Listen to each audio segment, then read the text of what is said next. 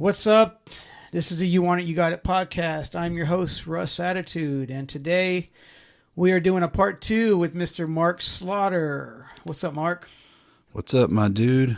I don't know. We were just here like yesterday. Yeah, I feel like I never left. I was just, Stuck I fell asleep and woke up and we're doing it again. Yeah. I did get some questions, though, from some people. Oh, okay. And this is not my question. This is a question of a guy that hit me up on the Instagram, and he's the guy from work. But Okay. he was wondering, the name Flood. We're going to Correct. start with that one real quick. Okay. How did you come up with that name? That is a good question. I'm trying to think. I think I was kind of, the theory I was going with was like, a flood's like a force of nature. Mm-hmm. I kind of wanted the music to be representative of that kind of, it kind of sounds cheesy now saying it, but that was what was going through my head anyway, like a force of nature. And then he wanted to know about Taken Under. Taken Under, that's probably more interesting. That my original idea was going to be called Held Under. Yes. Held Under was the original idea. Somebody told me, hey, there's already a band called Held Under from somewhere up on the East Coast, and it featured their drummer was somebody from Nashville. It was in a Nashville band. Okay. Can't remember off the top of my head. So I did a little research, and I was like, okay, there is a Held Under. And I'm not sure if they were signed or anything like that, but I didn't want to, being that they featured as somebody from Nashville, I didn't want any confusion. So I was like, man, I really like that name. Like what I was going for was like being held under by life. You know what I mean? Like when things are dragging you down, basically. So I really liked that idea. And I was like, okay, can't do Held Under. What else can we do? And I was just kind of throwing some things out there, and I was like, Taken Under, basically the same thing, right? Taken Under, Held Under, same thing. So that's where that name came from. Cool, because he was wondering, you spoke about the Nero Vatra name, and then he was wondering about those names. So last time we spoke, we talked about bands you had been in and starting music and whatnot. One thing about the music area in Nashville and Clarksville, there's been a lot of venues that have come, a lot that have gone, a lot that have come back, or more that have come and then gone. What are some of the earlier venues you remember in the Nashville area? Nashville? Mm-hmm. We can go Clarksville first. Yeah, Clarksville, we spoke on the Warehouse quite a bit. I think every podcast you've probably done, somebody mentions the Warehouse. For sure. So that was kind of a legendary spot around Clarksville. I personally kind of had a love-hate relationship with the Warehouse, but sometimes I liked it, sometimes I didn't. As far as Clarksville, like I said, the Warehouse, there was a place called the Retro Cafe. Wasn't around very long. That was on Franklin Street. Now that also, so that was not in Franklin. That was next to the Black Horse. Yeah, the pub. Now, was that there before Gilligan's? Correct. Okay. All right. But then it moved to the Bypass, correct? Correct. And then it was called the Star Cafe when it moved out there. Yes. Didn't last long out there either. But, and then there was some random spots out on Fort Campbell Boulevard. I think we spoke last time about, was the Mousetrap or the Rock and Rave. Correct. Now that was, if you're from the Clarksville area, you're going towards Fort Campbell on Fort Campbell Boulevard. Was that on the right or the left?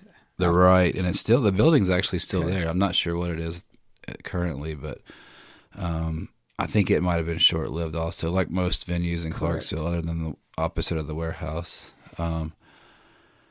You remember there was a venue out there on off of Madison Street called CG Froggies. Oh yeah. That place changed names a few times. I feel like it was called the Sundown Lounge at one time. Yep. And then Taken Under played CG Froggies, right? Yeah, we played there with I can't remember who we played there with. I think one of Josh Grimes' band played that show. Well, yeah, we played there. But it was a good turnout. It was an interesting turnout. But I actually played there in Final Sleep also. I don't remember who we played with, but we played a show there. And but kind of jumping around, my favorite Clarksville venue was the Coup, the original Coup. Mm-hmm. That was probably my favorite venue, Clarksville wise. And that was on Crossland? Yeah, the Crossland one. I think just the whole DIY vibe they had going there. I always liked that. It had a real kind of punk vibe to it. Mm-hmm. Even though that's not what I think. They're open to any kind of music, but it just kind of had that punk rock DIY style, vibe. Just I mean, take anything you can and make a stage. A PA that had just all kinds of random speakers but it was such a good time. Had a half pipe in the basement or whatever. And they were good people, and they let us book a lot of shows there. Not just us, but touring acts that we had booked there. And, if it wasn't for that place, man, Clarksville wouldn't have had nothing for a long period of time. For real. So Zach, Stacy, Corey, they stepped up and really was the Clarksville scene was, in that place. Really, they kept it thriving and going for several years. They had a half pipe downstairs. Yeah. They had this, you could play upstairs, downstairs, Mm-hmm. Yeah. What was that building before? I'm sure you know. I'm sure it's been several times. I remember one time it was the like a Salvation Army. Yeah. Mm-hmm. A long, long time ago, I think it was a music store called Hutchison and Williams. I've heard this.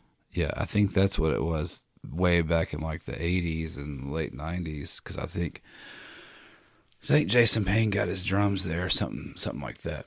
I think you're right because I think he's mentioned that before.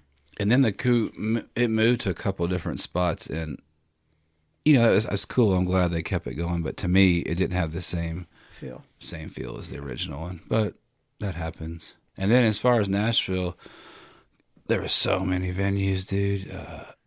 Especially when I started going to shows in my teens, there was Elliston Place. I've seen some shows there. Don't know what happened to that, what it turned into. Obviously, the Exit In, 328 Performance Hall. I think the End was around back then. See, I was about to mention that. I think the End got to start in the 90s. Is that what it was? Like the late 90s. Okay. Because I was They seem like they have if you go in there, dude, there's like some serious history on the walls up in there. But you might be right. Might have to check that out because I was always curious. I was like, was that always there? Because I know the Exit In was there, but I'm like, I don't know if the End was across the street all that time or not. I wonder if maybe it was a different name. Could have been. But I looked that up recently and I was like, wow, the End has not been here as long as I thought it was. Okay. And there was a spot called the Abyss. The Abyss. I've seen a lot of shows there. And before the Abyss, it was called the Pantheon. And I remember the Rollins band played there. And I don't think it was the Pantheon very long. I think it maybe a year or two, and then it switched to the Abyss. Where was that at? I feel like it was on West End somewhere back in there. Off of Church Street. Obviously, Lucy's Record Shop was legendary. They switched owners and turned to the IndieNet. Had a lot of shows there too. Now, downtown, also on off of Church Street is Springwater. Is that a venue too, right? Oh, yeah. Springwater is the oldest bar in Tennessee, I think. Really? That's what they claim. I think I actually heard during like Prohibition, like mobsters or something, like some famous mobster used to drink there. Yeah, when you go in there, they have a lot of their history. It's a straight up dive bar, and they have like a lot of old newspaper articles about Springwater. Springwater Supper Club is what it's actually called. Supper Club. And I played there in Flood, and then never played there again until Nero Vatra. But Nero Vatra's played there a couple of times, and I love old dive bars, dude. Oh yeah, love playing. I don't give a shit. I like playing dive bars. We had that place in Clarksville, the OTT. You know. Oh, the whole time. Oh yes. Yeah. And how many things has that changed, dude? It's been a few different things, and now it's a meadery, right? I think. Yeah, the meadery. But was there ever live music there? No, I think they've just had like DJs play inside there. Yeah, maybe some acoustic. Very, very tiny spot. Yeah. Real quick, I did check on it. The End was actually opened in 1999, and before it was the End, it was Elliston Place. That okay, makes sense. I was just speaking at Elliston Place. I saw. I was probably 15 or 16, and one of my first shows. I'm sorry, it was Elliston Square. Elliston Square. There you go. Yeah. I probably misspoke and called it Elliston Place, but anyways, I saw. There used to be a local Nashville band called Rednecks in Pain. R.I.P. was their initials. That's what it stood for, Rednecks in Pain. I saw them play there a couple of times, like FUCT played there. There was a lot of bands with acronym names. You know, you had to figure out what does that mean. FUCT was the big one. I always heard all these different. I was like, somebody told me it stood for like Future Underground Children of Tomorrow. That was always what I'm running around telling people that for. That's what it stands for. I wonder if they. I was totally wrong. Well, I wonder if they got the name from the clothing company. They were out before that. Really? Yep. Yeah. I think the FUCT clothing line came out in the 90s, I think. And FUCT, the band, was in the 80s. Late 80s, yeah. That's pretty good. But I seen a few shows at that place. There was a spot that we played. It used to be an old Carmike movie theater. Called The Outer Limits. Oh yeah, gosh, it was a pretty interesting spot, but it was a cool place to play. But there was like 4 different clubs inside there. You had a hip hop club, the rock club, dance club, and then like a karaoke bar. But I had some fun at that place, man. One of them had like a giant pirate ship in one of the rooms. Yeah, I think it was a dance club or something. Yeah, it was like a rave type spot. Yeah, that was pretty. That was crazy. And then one of them had like a UFO or something in it, and yeah, that was a definitely an interesting place. There was some Take It Under, if I remember correctly. We played. It had changed names to Club Matrix. And after it was The Outer Limits? Yeah, and we got locked because there was a shooting in the parking lot. I don't know if you remember this. Mm-mm. We got locked in, like the police locked the whole place down. Yeah, somebody got killed in the parking lot. Mm-hmm. Imagine that. And nobody could leave the building, and we were like locked in this damn place. And, I guess that's was the worst places you could be locked in. But, the Outer Limits / The Matrix. Yeah, I mean, if you're going to buy a movie theater and turn it into a venue, I mean, that's the best place to do it, Yeah, yeah.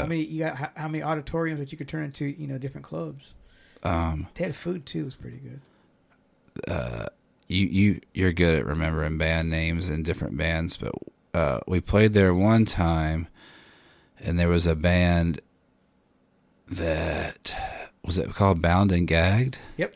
Yeah. And they were like wrestling, like 2 of them were like wrestling around on the stage, and did they have a DJ maybe? There was a singer and a DJ, and they started like fighting on stage or something. Because it was because they were kind of similar to Malfunction Crew. Correct. Yeah. Who was in Bound and Gagged? Anybody? I don't think I remember anybody. I'm sure we knew somebody, but I don't remember anybody that was in it. Right. You were there. I was not there that night, but you were there the night that band Scattered the Ashes played inside the dressing room. Correct. For some reason, I don't know if they were double booked or what the deal was, but they weren't going to be allowed to play the main stage. And they were just like, well, we'll set up in the dressing room. And they did. They set up in the dressing room. It was amazing. And they just did their thing. I mean, They were a good band. They were different. And then they got signed to Epitaph Records. Yeah. Because if anybody doesn't know, the Outer Limits, it was set up sort of like an 80s metal club, and they literally had like a dressing room and like a backstage area, and that's Scatter the Ashes. We were all back there and had our equipment and all that stuff before you went on stage, and they just went back there and set up and tore it up. It was a pretty cool little spot. Cause I mean, you felt like its stage was like a big rock star stage. Yeah, it was up on the risers. You had stairs, like little stairs you could walk up. Yes. While you're, I wish there was there's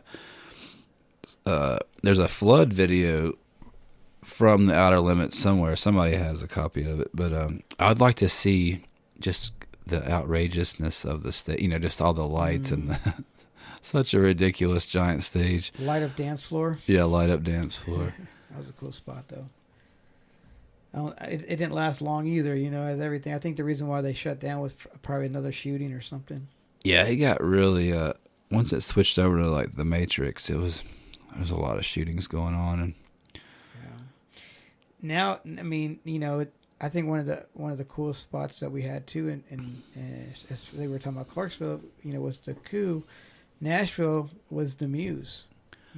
Oh yeah, God, legendary. The Muse. Oh my gosh, and so many shows and at the end of the stories day, for that one. That place wasn't even around that long. Maybe a little over 10 years. I feel like it. But it was something before the Muse. It was what, the Kung Fu Cafe, Kung Fu Coffee. Yeah, and I think that was Logan. I think he did that somewhere else before he moved it over there to that building. And then eventually turned it to the Muse. Shout out to Logan, though.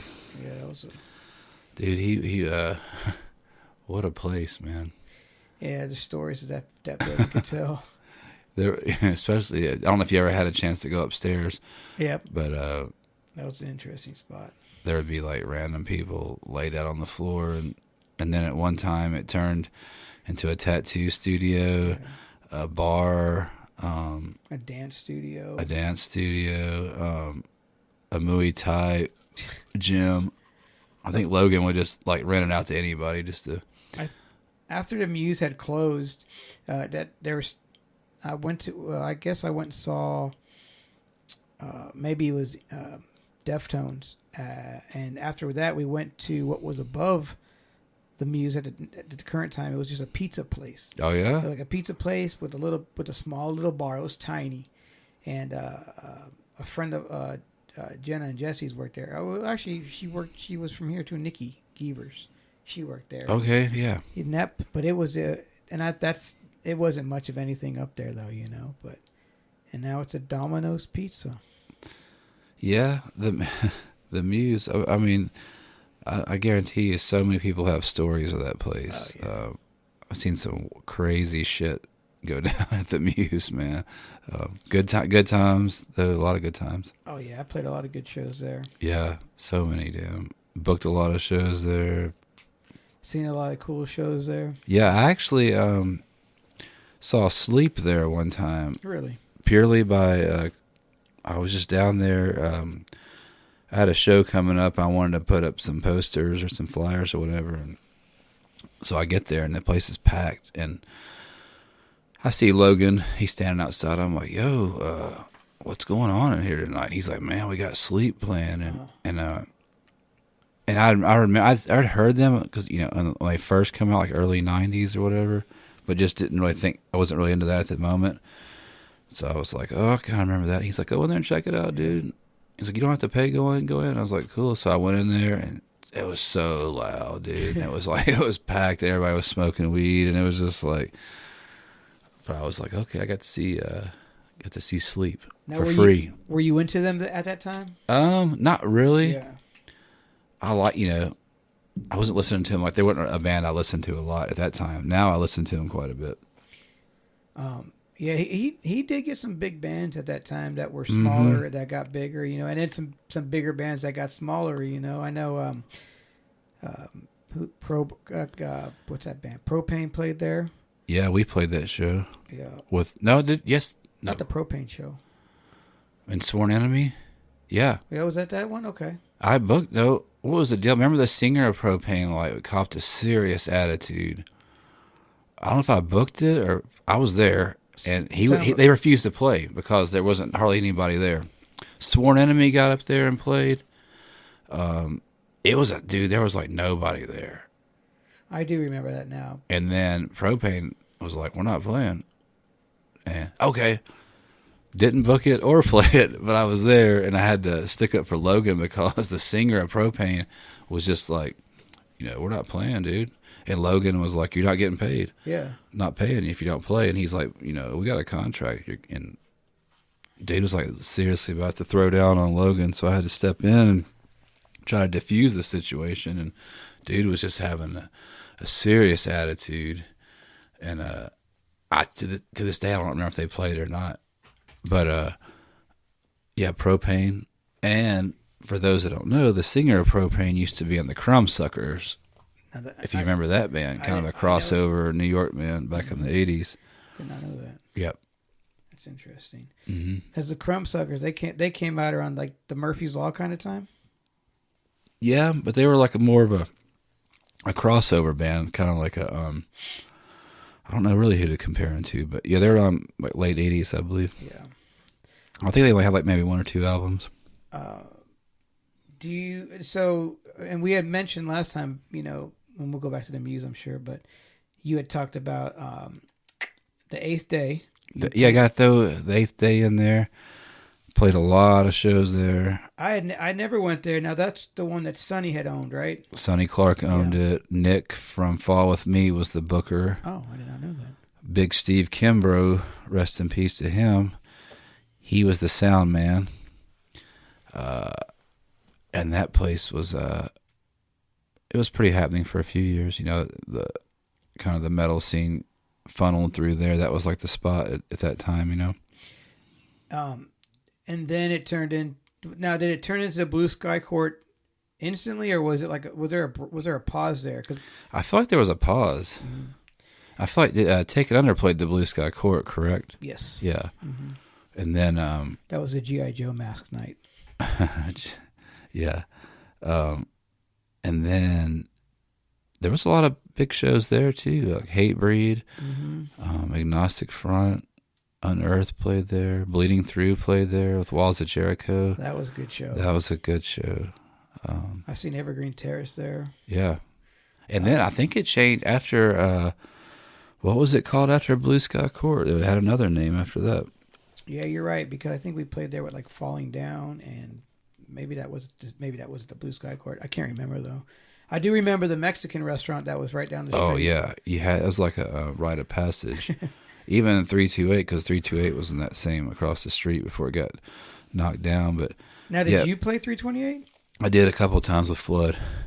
I don't know. Did you play there like towards the end of the 328 days? I think not really. I think it was still kind of. I don't even know the last show I saw there. I don't either. I've seen so many. Rocket Town was in that same little block. Mm-hmm. I've seen some good shows there. We booked some good shows there. Played some good shows there. What was the show we played? We played the show there, and we played the Small Room. It was us, Kids Like Us, Suicide Pack, and that was a good show. Maybe Pound for Pound. I'm not sure. But then that same night. Young Buck was playing there. Was that the same show? Yeah. I remember that happening, and I remember the police were out in full force because they were just like, they were on horseback. The police they thought some shit was going to go down with Young Buck or whatever. But yeah, I remember that for sure. Wasn't that the same show too? And then I know this is a lot of shows, but wasn't Haley Williams at that show too, and Taylor Swift, or was that a different show? That was. I don't know 100% sure. Just, it was word of mouth, rumored. Yeah, I just remember Haley had come to a couple of shows before. I'd seen her before, and somebody said, "Hey, Haley from Paramore is here." I was like, "Oh, cool." I didn't think, not that she's Haley, right? Yeah. But because I'd seen her before. And I was like, okay, yeah, she comes to shows, no big deal. And then somebody was like, yeah, Taylor Swift's with her. And I was like, what? And they're like, yeah, she's like got a hoodie pulled over her head. And they're like, Taylor Swift's tall, Haley's very short. And they were like, she's, the tall chick with the black hoodie pulled over her head. And I was just like, I'm not the type of person that just can go approach random people, even if they are celebrities. Not that you would have, right? But I was just like, is that really her? I was just kind of like, I don't know. So I could not confirm or deny. You'll never know if Taylor Swift was at a Rocketown show, but yeah. Rocketown was a really cool place to play too, man. I mean, I think I never. I mean, obviously we never played the big stage, but definitely played the small stage downstairs. And I don't know, but I remember playing upstairs on that other stage in the coffee shop with G-Dub one time. Yeah, I think I was at that one. Here's an interesting story. That night, G-Dub playing, right? Yep. So I have, parking was, sometimes you could park close to the Rocketown, sometimes you couldn't. So this particular night, I think maybe there was a hockey game going on, so parking was like, I had to park like a mile away, it seemed like. So I'm walking towards the Rocketown. I literally see a dude laying in the middle of the street. I'm like, okay, it's downtown Nashville. That happens, Yeah. You see random people laying on the sidewalk or in the middle of the street. But as I got closer, the dude, he kind of looked like something was wrong with him, and so I get up to the guy. Some other people had already came over to him, and he'd just been stabbed. Holy shit! Yeah, for real. And he was talking and everything. He got stabbed in the stomach or whatever, and they were waiting for an ambulance to come and get him. And he was like, "Yeah." They took his shoes. He had no shoes. Yeah. Okay, I remember this. Took his money and his wallet, and he was just like, "I don't know what happened. Some dudes jumped me or whatever." But then people were like, well, what's, he wasn't from Nashville. He was just like a random out-of-towner. And it was like, Rocketown wasn't Broadway or, we're talking about the other side of downtown, right? And technically, it's right down the street from the Greyhound. Yeah, so people were like, well, what was he doing down, because he claimed he got lost. He's like, I don't know, I was trying to, I'm hanging out in Nashville. I don't know where I was going. And we're like, yeah, he was probably trying to score him something. And got his shoes taken and got stitched up. Luckily, he didn't die, Next door to Rocketown, if you were loading in from the back there, next door to it, was that where that slaughterhouse haunted house used to be, or was that down the street a little farther? I feel like it was over there. Yeah. I never went to it. All I know about the place is Helmet shot a video in there. They did for the Saw, one of the Saw, like the first couple of Saw movies, one of the soundtracks, Helmet did film a video there. And that was and that same week or so they had played Warped Tour as well, and that's when I found out about that because he had mentioned it. Yeah. So we're just bouncing around from different venues, and I don't know a lot about this because I've only seen one show there. But did you ever go to Wolfie's? I did. I've seen a couple of shows there. One was probably in my top like hardcore shows that I'd ever been to. It's American Nightmare. Wow. Death Threat. Striking Distance. And maybe Love is Red. I'm sure. Might have been on that one too. But anyways, that was a crazy show, dude. Obviously, American Nightmare was like a I don't want to call them a hype band, but at that point in time, they were like... Everybody came out to see them. Yeah, they were huge, especially around Nashville. People loved them. And I just remember there was a pylon on a couple of songs. So they had like ceiling fans, right? And there was a pylon all the way up to the ceiling fans. And like I thought for sure somebody's head was going to get lopped off because it was just like the fans were like skimming people's heads and stuff. But I was American Nightmare always put on a good show, but I was really stoked to see Death Threat too because I never got a chance to see him in the past, and that was kind of my first time getting to see him, and I was hyped up for that. Yeah.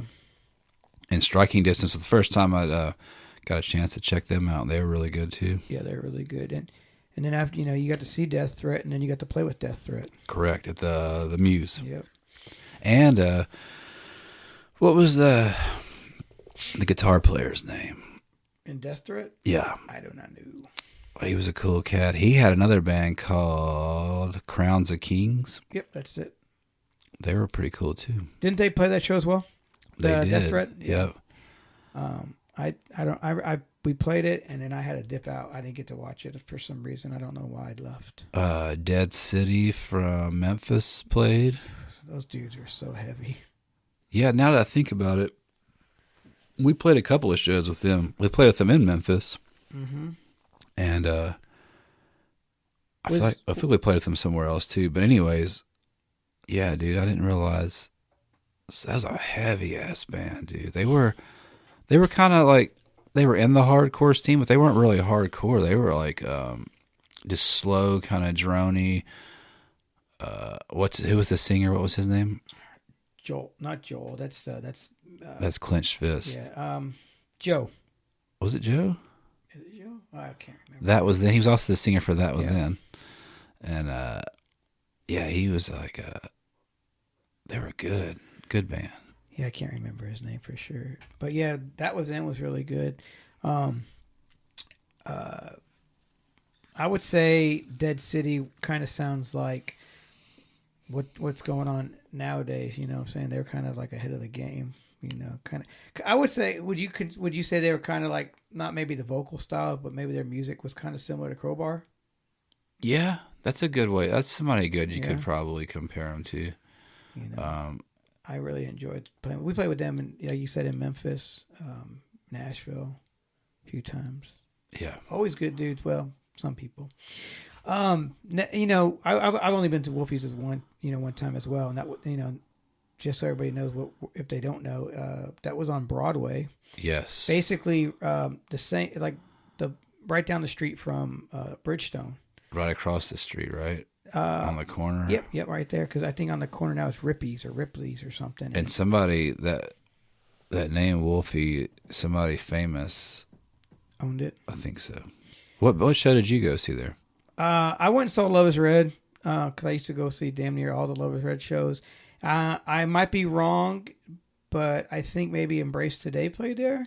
But I can't exactly remember everybody that was on that show. I had went with Mr. Sinclair and some people, and like you said, though, those fans right there, and when you get a pile on, man, them fans, it's like kick. Yeah, there was only like maybe 2 or 3 shows there because the vibe was not. It wasn't hardcore or metal. It was, it's Broadway honky tonk, so that didn't last long. Well, and then there was, an even smaller place down by, I always say it's in the wrong area, but I might be right. But down by Vanderbilt, was that where Wolfie's was? Not Wolfie's, but Guido's was.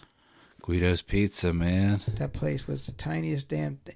And they had some shows there, dude. I remember Terror played there. Picture your garage, and it's a little bit smaller than that type thing, because there wasn't even enough room in there to put merch tables. They had to put merch tables outside in like the foyer that was out there, and I only saw one show there, which was Comeback Kid, and that was fucking insane, Comeback Kid always put on a show, dude. Still do, I got to go see them in July. They're playing with NoFX and Suicidal Tendencies and MXPX and a bunch of other fucking bands. Yeah, I've seen Comeback Kid several times. I think we even went and, I don't know, did you go when we went and saw them at Evansville? 1123? I went to a couple of shows there, but not to see Comeback Kid. I saw With Honor up there too. I do remember. Who did? We went to a show together up there. A bunch of us went together. Yeah, but that wasn't Comeback Kid. I remember Comeback. I've seen Comeback Kid several times, but I remember one specifically at the Rocket Town. It was like 4 or 5 really good bands, and Comeback Kid was right off of the. What's the album was it? Waking the Dead? Yeah, I think it was off of that one. And they were on fire, dude. Killed it. I think they played the main stage one time. We're talking about back to Rocket Town. You talk about parking there. I had gone with Spencer and some people. I'm Pat and maybe Dito and them. Anyway, we went and saw like a Newfound Glory, and we parked in this parking area, even though it said no parking. You know how that is in Nashville. And got your ass towed. Fuck yeah. Fuck yeah. They towed us. And man, Spencer was pissed. And we're like, and of course it took all hell to get, first we had to go. And luckily it was only down the street, from where Rocket Town was. But there was the sign was gone that the guys, collected our money. But it wasn't just our car. It was a fuck ton of cars that got towed. Well, there's been several investigations going on about, not as bad now, but back then, particularly the time you're talking about, where these tow companies, dude, they were some gangsters, dude. They were scamming people, and I mean, they were towing cars left and right, dude. Think about if you had your own towing company. You're like, all right, we got this. You got a hockey game tonight. You got a concert tonight. We're gonna set up here tonight. We're gonna make money off these people to park here for $20 a head. We'll be a little cheaper than this. Then when the concert starts, we'll fucking leave, and then we'll come and tow all their cars. You're making twice the amount. You're making all this extra cash. Yeah. And then I'm sure there's not a set fee. You're probably like, all right, these young kids are coming. They don't know. They're gonna. We're gonna milk them for whatever we can. But. Yeah, there was a lot of good times in the Nash Vegas areas. Yeah, and there's another spot which was on 3rd Avenue, I believe, it turned into the Anchor. You remember the Anchor? Oh, yeah, but before the Anchor, it was called this place called the Church. It was actually a church. Yeah. It's an old church building. Somebody came up with the name of the church. When I was in Flood, we played there maybe 2 or 3 times. And then when that turned into the Anchor, Take It Under played there 2 or 3 times. Booked a lot of shows there. When it was the Church, was it a bar? It was a bar, yeah. Was that the one that if I'm mistaken, there's like the chicks dancing on poles and shit? Probably. I remember hearing stories or something. Yeah, probably so. But that place had the fucking great sound. Yeah, definitely. It was an old church, and it had the acoustics for sure. I don't know. I think we've played there maybe twice. I know we played there with Since the Flood one time, and we played there with First Blood. Was that the same show or 2 different shows? It could. I believe it may have been the same show. Okay. I don't know if it was. I think it was 2 different tour packages. I think squeezed in together and then made up one show. Yeah, but I saw. Who did I? I saw. Modern Life is War. Oh, yeah. Was a great show with Walls of Jericho. Saw that. That was a good show I saw there, and I saw Trash Talk play there, which I gotta give a shout out to Trash Talk because I feel like they don't get as much love as they deserve in the hardcore scene, and I love that band. Was that one of the last shows at the Anchor? Possibly. It was Hollywood on that show? I think Hollywood was on it too. I wasn't there. I heard it, but yeah. Yeah, and then I saw Mortal Treason play a really good show there with like maybe War of Ages and a couple other bands. There's some really good shows at the Anchor. That's the second time that Mortal Treason has been mentioned. We're shouting out Mortal Treason. Yeah, Blake messaged me. He's like, man, Mark talked about Mortal Treason. Yeah, I remember those guys and gal. I think at the time, I don't know if they were still married, but the singer Seth, his wife played keyboards in the band. I don't remember her name. Yeah. Or I'd shout her out too. Yeah, to the keyboardist. Yeah, I remember now back in Clarksville. I remember some places. We would have to definitely rent out places. You guys used to do Rotary Park, which was an outside Yep. little stage with a makeshift pavilion. It wasn't even a pavilion, was it? No, it was like what are those things called? Overhang over the stage, I guess, to keep in case it rained or something. It's like a little tiny amphitheater. Yeah. And we had 2 or 3 good shows out there, really good ones.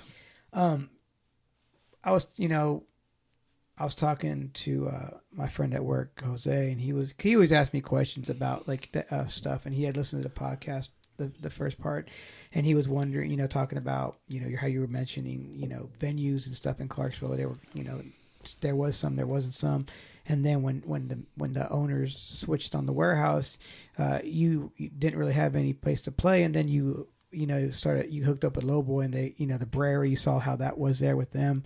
Was it ever frustrating at that time when there wasn't a venue that you're like, man, what are we going to do? And oh yeah, that's always, in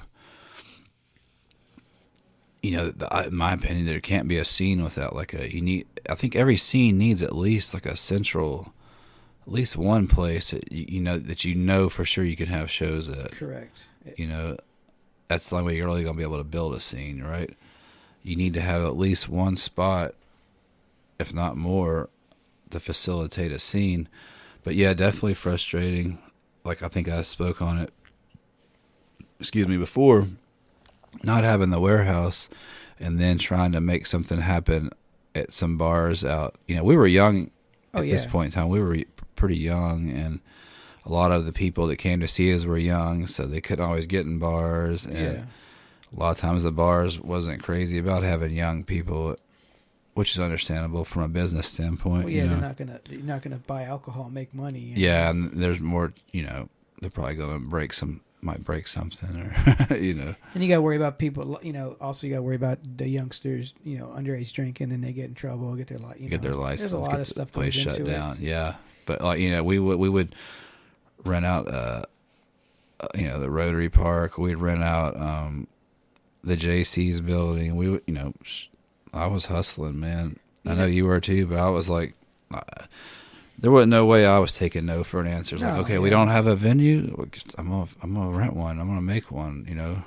We'll do it at somebody's house. We were having house shows. And like you said, you try to find something. If they want you to do it here, then we'll do it here, or we'll rent this out. And that was one thing too about the JC's building, man. They were cool to let us rent that out. I think it was like $150 deposit, and then if anything was damaged, of course. But those shows were always good because they were, you were able to have an all ages show, which in this town, but besides the coup, there wasn't anything back then really for all ages shows, And that was way before the coup. Mm-hmm. Way before the coup. And for me, being a teenager, going to Nashville and being able to see shows, all ages shows, so that was very important for me. So I when I was able to start booking shows, I really wanted to find all ages because I knew what it meant to me, especially in Clarksville, man. Oh yeah, there ain't a whole lot for teens to do, but get in trouble. Get in trouble, get arrested. So we needed someplace because there's a lot of teens that like music. They want to support bands. They want to see live music. They want to. So having it all ages was very important. Did you guys ever try like the Armory around town to see if they would do shows there? I know some cities they have shows in like their armories and stuff. Or the VFWs. VFW halls. Yeah. No, I mean the JC's is kind of similar. It's like a community type thing, but not so much VFWs here in Clarksville. But yeah, I've been to shows at VFWs in different places and played them too. Yeah, I think Taken Under played the VFW hall or something. Yeah, like that. Probably several. Yeah, I remember when my first quote unquote, I guess you'd say local show I went to when I was a kid was in Cali. I went and saw this band called Clown House. Yeah, and they were like fucking thrash metal, it was fucking insane. I was like, holy shit, what the fuck is this? 'Cause I've never seen it. I never knew that. All I ever saw that on was like movies and shit, and. I was like, holy crap, man, this is pretty cool. And then I was really interested, and I started going to more of those shows. It was just dead because that's the only band I ever knew. But then moved to Tennessee, and then only local shows I knew about were like ones that in garage show, house shows basically in the garages. And that's a question that my friend Jose was asking us too. He's like, how did you guys know about these shows? Like, would you find out? And I'd explain to him, it's like, well, it was basically word of mouth. Mm-hmm. You would go to school on Friday, like, hey man, you going to that party tonight? Blah, blah, is going to be playing, and then everybody would get together and they would all drive out together and fucking watch a band play, And if you were in high school going to shows and you had a band that was playing, you're like, wow, man, he's cool. He's in a band. Yeah. Like you said, word of mouth. I remember, we mentioned Rico McCage, and he had a name when I was a teenager. He was in a thrash metal band, a local band called Violent Termination. Violent Termination. Correct. And they didn't have any, to my knowledge, they didn't have any like cassettes or albums out that I know of. But I always heard about them. They're like, man, you got from the older cats, it was like, you got to hear Violent Termination. Rico, dude. Rico's like this badass guitar player. Yeah. And they had their vocalist name, I hope I don't trash his name, but it was like something like Death Screamer. That was what he went. Yeah, he went by D the Death Screamer, or Dan the Death Screamer, something like that. And I would always hear these stories about violent termination. I'm like, damn it, I'm like 14, or you know, I'm like, where can I see him at? You know, and finally, they were the fair. The local fair was, or not the local fair, but the fair came through every summer. You know, and they were doing a battle of the bands. Whoa. And I saw the lineup, and Violent Termination was on there, and I'm like, oh shit, I'll get to finally see him. So I don't remember a lot about him, but I remember a band got up before them, and they were like kids, like 10 years old. Yeah. And they were playing they played a Bon Jovi song. Nice. And I remember somebody threw a teddy bear at the singer, hit him in the head, hit this kid in the head. And because there was a bunch of Heshers there for like Violent Termination. Yeah. And like, get off the stage. And people were like, man, they're kids, man, give them a chance, you know. And like, people were throwing stuffed animals on them. And they got off the stage, and Violent Termination got up there and ripped it up. And I don't remember a whole lot about them, but like you were saying, a lot of it was word of mouth back then, you know. And it's crazy how that works, you know, because he had mentioned you were talking about that first show at the warehouse, and you were like, oh, shit, ain't nobody here. And then all of a sudden it's popped up. And I was like, well, back then everybody basically would go meet up somewhere else. And right. be like, all right, y'all ready to roll out to the show? Yeah. And then they all roll out together, you know. But yeah, word of mouth, man. And, you know, when I was in high school in Germany, it makes me sound like I'm making up stories and shit. But, when I was a freshman, there was in my school, there was a guy, he was a senior, he had a band called Bob Jones and the Serial Killers. And that was the band, you know? Right. And in my head, I was like, oh, man, they got a band together. And now that I think about it, I'm like, man, I wonder if they were just like a band with a name and they never played. Right. You know, they're just like a bunch of dudes like, yeah, we're in a band called, you know, Bob Jones and the Serial Killers. Yeah. Well, then when Green Jello came out, I saw the album Serial Killers, and I was like, wow, this is the same dudes, you know? Right. No, it was not the same dudes, you know? But yeah, word of mouth, everyone knew about that band at that school, you know? Actually, you know what they did? They did sing. They did 2 songs at a talent show. You remember talent shows at high school? Yeah, I played one. Yeah. I played one for some reason. Again, I was on drums. Don't ask me why. But no kick, right? No kick drum. Actually, there's no music at all. There was no music at all. It was a lip sync battle thing. Right. So everybody would be in like you were playing a band. So I was doing like playing fake drums and shit. There's a video of that too out there. Wow, me and my horrible moments on drums they're out there. But I remember this guy they did Small Victory by Faith No More. Oh, wow. And they did it was like interpretive. Lip sync version? Yeah, but it was lip sync, but it was like interpretive dancing and shit. Oh, wow. But it kind of reminded me of the video. Yeah. You know, and that video is pretty fucking weird, you know. But yeah. We had to try out. So for the talent show, you had to come and try out. Just like in Back to the Future? Back to the Future. So we busted out Enter Sandman by Metallica. Playing with their heads. And they're like, okay, you guys made it. We put you down for Enter Sandman. And so when we actually got there to play, we played an original that we had wrote. Oh, nice. We got second place, I think, but I remember they were like, oh, you're supposed to play Enter Sandman. And it's like... What band was this? Was it the first band? No, it wasn't Mortal Remains. It was Mortal Remains. I don't remember the name, to be honest with you. Who was in that band? It was basically Power Trip. Gotcha. Before I went to vocals, I was on guitar at this point in time, and yeah, we did. We tried out with Enter Sandman, and then and the dudes that won, Sid Hedrick, if anybody knows Sid, he's still around, a really good musician. Yeah. Sid had a little group and they won. I think they played Hot for a Teacher by Van Halen. Oh, nice. Yeah. Sid now does it. I mean, he has a lot of originals, but doesn't he do like a lot of covers and stuff around town now? I think so. Yeah. I know. I may have seen it once or twice, but just because, you know, at a bar or something. Yeah. Yeah, I don't hear about, I mean, I don't go to school, but I don't hear, you know, about people talking about talent shows and shit like that anymore, which is sad. I don't think I have either. Mm-hmm. I you know, when I did my little lip sync thing, it was we did Hard by Rollins Band, and it was off like the album before End of Silence, and I didn't even fucking know the song that well. I was doing my fucking... You were air drumming. Oh, dude, air drumming, spinning my fingers, you know what I'm saying? And those are the drumsticks that I use to play when I play with no kick drum. So, but yeah.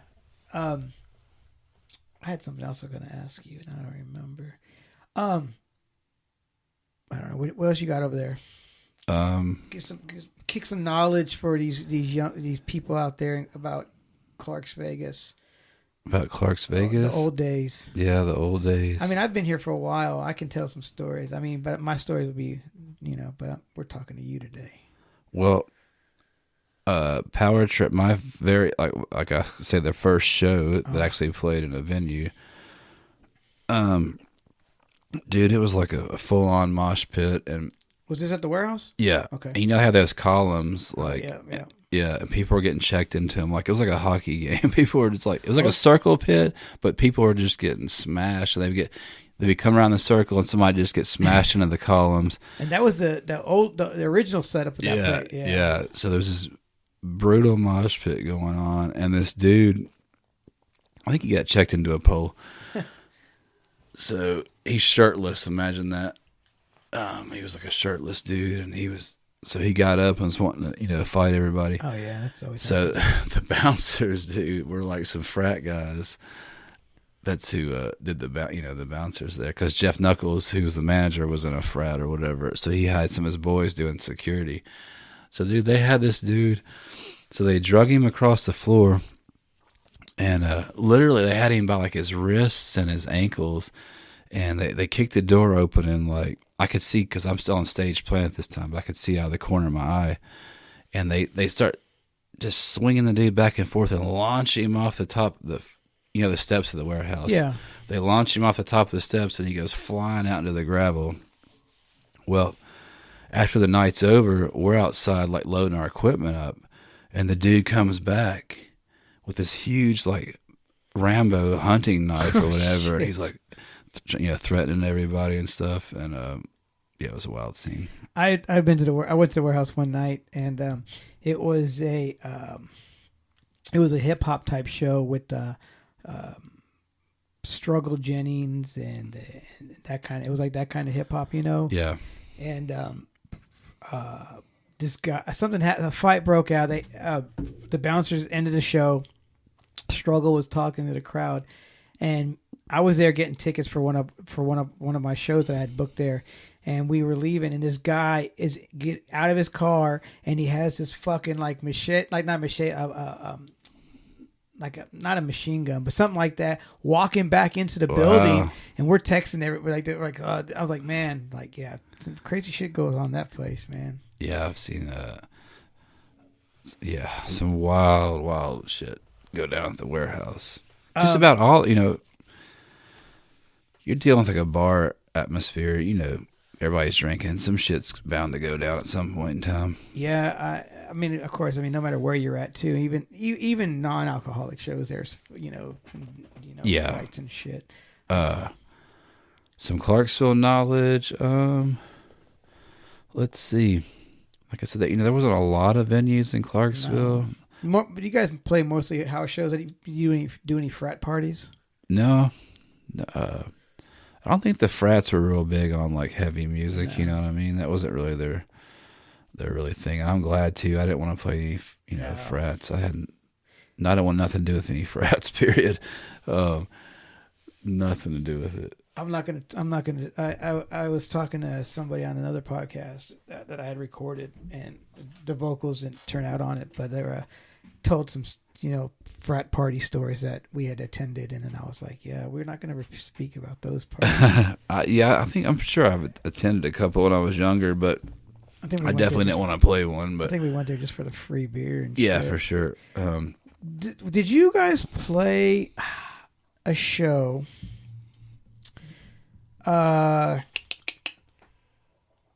of Crossland, at Kip Gilkey's house. We did. Did you guys get shut down by the police? I think so. I think it was Halloween, if I remember correctly. Did Rob book that show? Rob had something to do with it. It was a Brass Knuckle Entertainment thing. Yeah. I was going to bring this up. Go ahead. This is before you and I technically knew each other, I think. So Flood played at the JC's building for something that Rob was involved with, and you guys were going to DJ. And I think you got up there and actually did a little DJ. I can't remember. This was for the mid '90s. Remember Padded Cell Productions? They put out a comic book for Lowboy. Well, no, Lowboy was the soundtrack. Yeah. Okay. The comic book was, I forgot what it dealt with, but it may be Lowboy played too. But I know we played. It was a JC's building, and you guys were you were going to DJ. We DJ'd the after party off of Madison behind Kroger. Yeah, that was Rick Sanchez's Yeah, that's house. where we did that at. But you guys also were kind of DJing that night at the JC's also. Like I said, I know we played it, and probably Lowboy played it too. But yeah, and then we were supposed to do a benefit show for a friend of ours that had passed. Oh yeah. And did that ever happen? No. I sold a bunch of damn tickets to that show, and I had to refund everybody's money. I got Spawn toys from it somehow. I don't know how I got these bootleg Spawn toys. Well, that's a whole different thing. That was a Spawn. Oh, yeah, you're right. Spawn was a different thing. That was in front of Hastings. Yeah. McFarlane Toys was doing some kind of promotional thing. Yeah.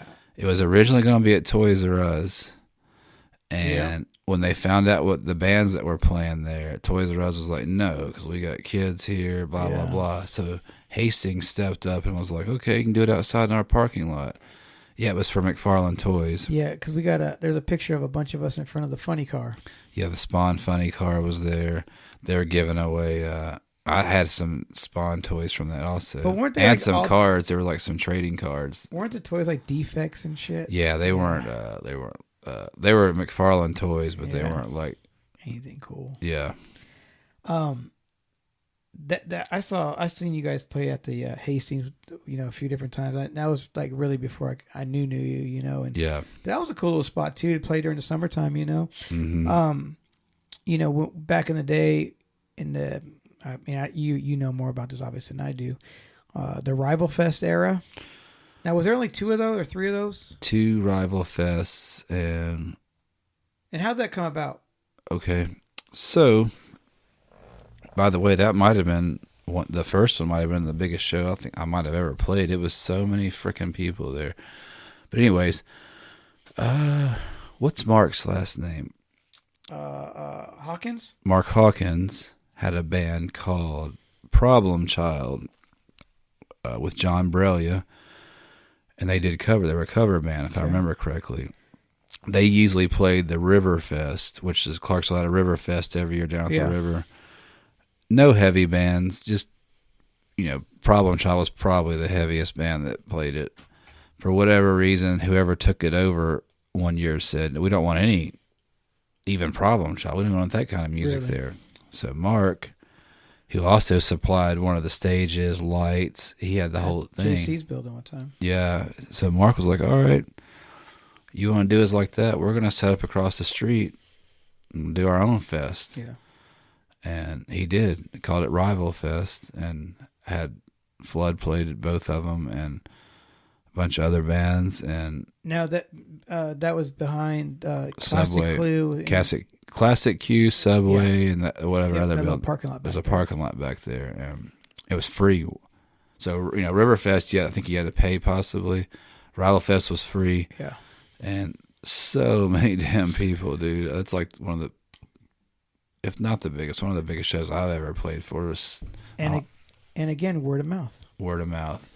That and it was just so loud. I'm sure the people are walking the Riverfest was like, whoa, what's this? We got to go over there and check that out, I remember that time too. They had that magazine that came out called Our City. Our City, and that was a cool little thing too, because you would be able to find about all the shows around town and stuff. Well, that's another thing you mentioned. Word of mouth, little zines like that. Yeah. And that was a local publication. That was a local publication. Then there was people out there doing their own zines. putting out the word, spreading the word about local bands and DIY, do it yourself, attitude and flyer in. And talk about having a scene. You need a venue, but you also need people like that. You need the people that, even though they might not be in a band, that want to put their time in. They want to be part of the scene and have love for it, and they do zines and they help pass out flyers. I know flyers aren't as big of a thing anymore like they used to be, but that was a big deal back in the day. Yep. Have some people that were willing to go flyer different areas that you weren't able to get to and spread the word, And somebody always knew someone who worked somewhere that you get free print. Whether it was Kinko's, shout out to Eric, or whether it was somebody that's like, oh man, I got the key to my dad's doctor's office. We can go there and use the copy machine. Oh yeah. Go to the library. I got $5, man. We're gonna put this shit off. That's right. And I don't want to sound like the old guy. I was like, back in the day, it was way more, but to get shows back then, the internet's made it so much easier to contact people and to correspond with other bands and stuff like that. But, back then you literally had to take a demo, mail it somewhere. Hoping they get it. And they probably got like 100 other ones laying around they got to go through. I remember sending demos out every city I could and just hoping to get, some kind of response. I always put my phone number on there and hoping somebody would call and be like, hey. And every now and then that would happen, Yeah, and and like you said, when the internet came out, that helped a lot. But like you'd have to, before the internet, if you went to a local show, you'd get that band's information. If they're from out of town, then you got to swap information. Got to call them up on the phone and be like, "Hey, man, we're looking to try to come out next week, or a couple weeks from now. Can you guys do anything? Oh, we'll let you know, man." Yeah, and any time I'd meet a band from out of town or somewhere, I was constantly like, "Where do you guys play at? Can I, hook me up or whatever?" And they'd tell you about the local, venues and wherever they're from, and I'm on the phone, I'm saying, I'm mailing out, and that same thing. Yeah, can you send us a demo? It's like, damn it, man. Now I got to go to the, the post office, mail this shit out.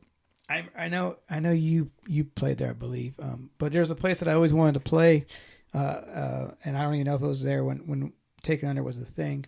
But the Creepy Crawl in St. Louis. Yeah, I played there with Flood. I always wanted to play it. I think, if I remember correctly, that's how I got the gig there. Was I mailed them a demo. Really? Yeah, and they actually responded. Yeah, the Creepy Crawl was kind of like the Midwest version of CBGB's. You know, just like a. Was it in a shitty part of town? Yeah, very shitty. Yeah. Downtown St. Louis. If you know anything about downtown, everybody was just like, dude, when the sun goes down. Do not go to East St. Louis. You know what I'm saying? They were just like, you ain't coming out of there. So yeah, I had went there for work for a month, and we went down to one of the riverboats. And the next day at work, they're like, "What y'all do last night?" Like, "Oh, we went down to the riverboats." They're like, "By yourself?" I'm like, "Yeah, why?" They're like, "Man, you guys are lucky y'all didn't get fucked up." I'm like, "What do you mean?" They're like, for that area, they're like people sitting in the casino. They know that you're not from the area because you're a tourist. You're at the boat. Yep. They watch. They message out to their friends. They watch you walk out, and then they mug you. Like, shit. Yeah. The Creepy Crawl was pretty cool. I don't really remember who we played with. It was a couple of local bands. I'm pretty sure. Did you ever play with that band Provoke? They weren't from St. Louis, were they? I feel like Provoke was from Indianapolis. Mm-hmm. Which Indianapolis always had a pretty cool scene. Did you guys play there? Yeah, with Flood.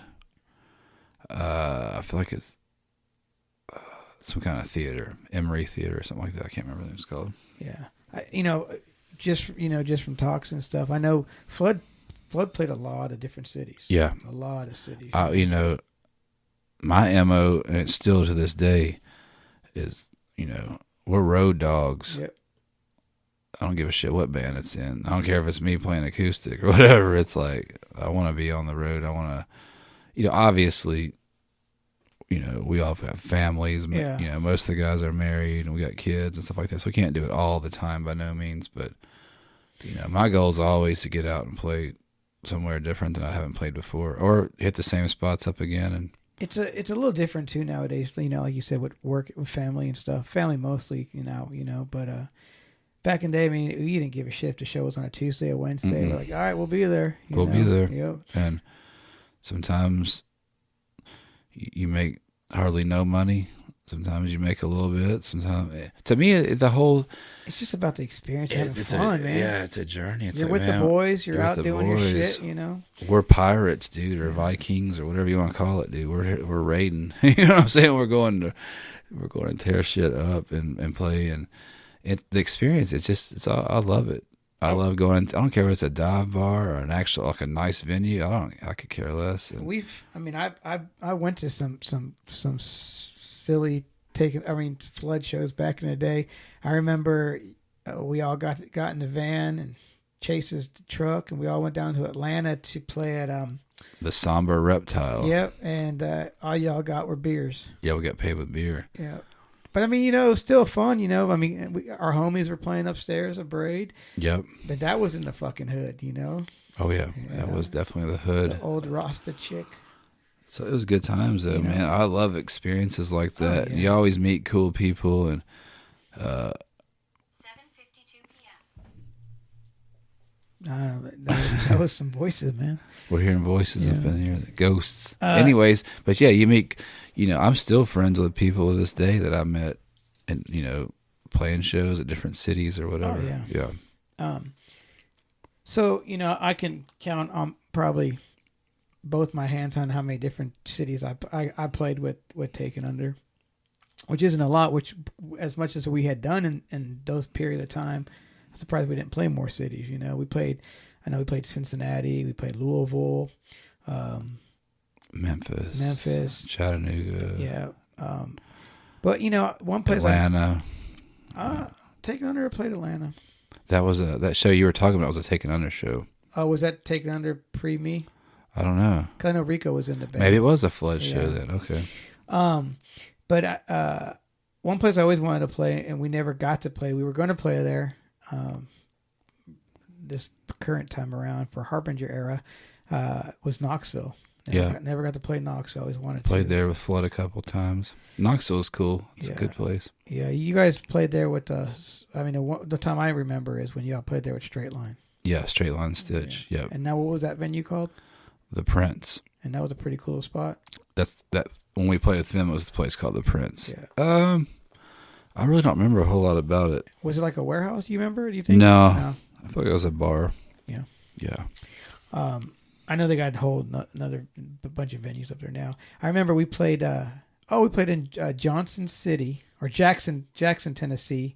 That little strip mall. Yeah. The OHC. We also played the Southern Castle. What was it? What is that? Was that VFW hall place? Yeah, it's called the Children of the Corn. Children of the Corn showed up, but that was played several times in Jackson. Oh, Murfreesboro, a lot of shows there. Why? I don't, and I'm the only one that can answer this question. Hey, we flip on that light switch right there. Thank you. Why? I don't know why, but I used to always it's probably because I was drinking and shit. But I would always get I would get violent, and not violent, but I always wanted to break shit. Like every time we play, like somewhere, like for instance, the Jackson one, that VFW hall place. What'd you call it again? It was the Southern Castle. There was the promoter didn't show up. And it was just us with a few people there, and I wanted to fucking break everything in that place. I don't know why I got like that. Yeah. But we got paid good, and there was nobody there. We got free food or something at the little bar. We had played there. Maybe it was Flood a couple of times before. I remember going there with you guys, and we I got some pictures from that with the Children of the Corn kids. Yeah. Yeah, that was weird. Like a trailer park behind the place, and like a whole family of we were calling them Children of the Corn, but I'm not sure what they were all about. No, but they bought merch. Yeah, they were cool people. Yeah, cool. And anyone that comes to see you, and like I don't think I mentioned this on the last one, but you've always said, and that's always stuck to me, you always play in front of those 5 to 10 people like you're playing in front of 100 people, because those people might tell somebody, and they'll come, and then more and more people come next time you come around. Yeah, for sure. There was a venue, oh, man. It was taken under. It was a random place. Actually, it wasn't even a venue. It was an abandoned school. Maybe it was in a gymnasium. Taken under play with. We played with the local. It was in Kentucky, not the outside show. It was indoors, and Taken Under was playing, and it was with that One Last Round band from there. Yeah, it was in a gym. Yeah. I don't know if the school was abandoned, but it was a school gymnasium. It was a school gymnasium. Yeah, that was pretty. I couldn't even tell you where that was or how we got to that place. Franklin, Kentucky. That's where it was at. Yep. What about the show we played outside in the fucking cold? I don't know. I don't remember where it was, but I remember I rode with Casey, and we got lost. I don't know. Because you had to take all these back roads there. Yeah, we were so lost, and we stopped at like a Walgreens or something. We came across a town somewhere, and we were like, where are we at? And this lady was like, "Oh, y'all are." She's like, "Y'all ain't nowhere near where you're supposed to be." And like, all right, so we ended up having to. We made it there, obviously, but yeah. But see, that's the kind of thing, though, man. Put a show anywhere. Yeah, I remember it was out in the middle of nowhere. You're right. I remember there was a big ass stage though. Yeah, they had hot dogs that weren't done. I remember Taking Under played a kid's bedroom. Yeah. That was probably the But I was thinking about this a little bit ago. Back to Clarksville. Do you remember we played a show underneath the bowling alley here?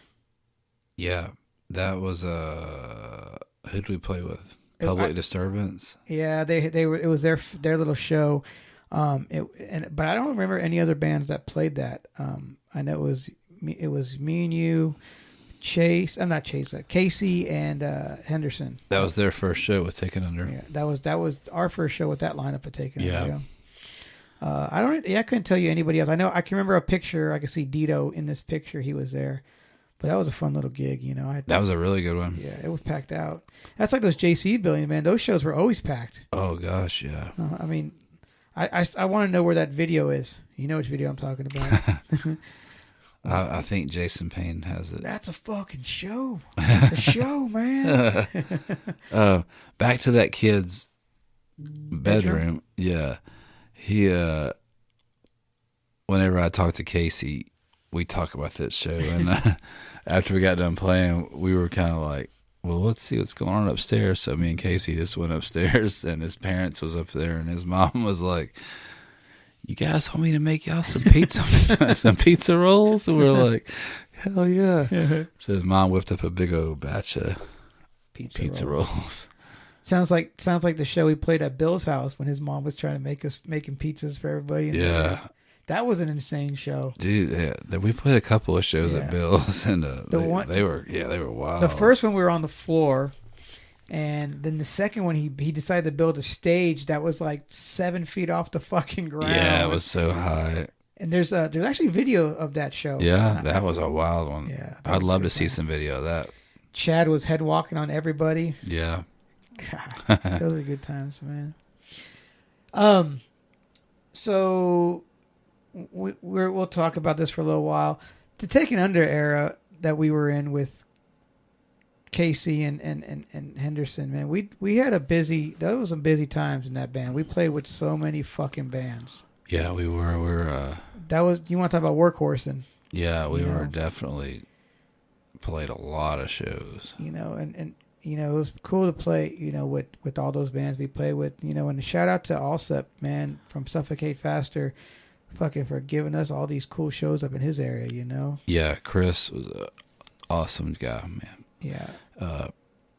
Linked up with him. I don't even know how. Somehow I linked up with him, and I brought his band to Nashville one time to play the Muse, and Son of Day was on it. Okay.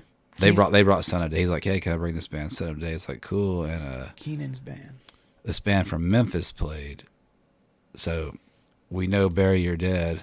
This band was called Bury the Living. Okay.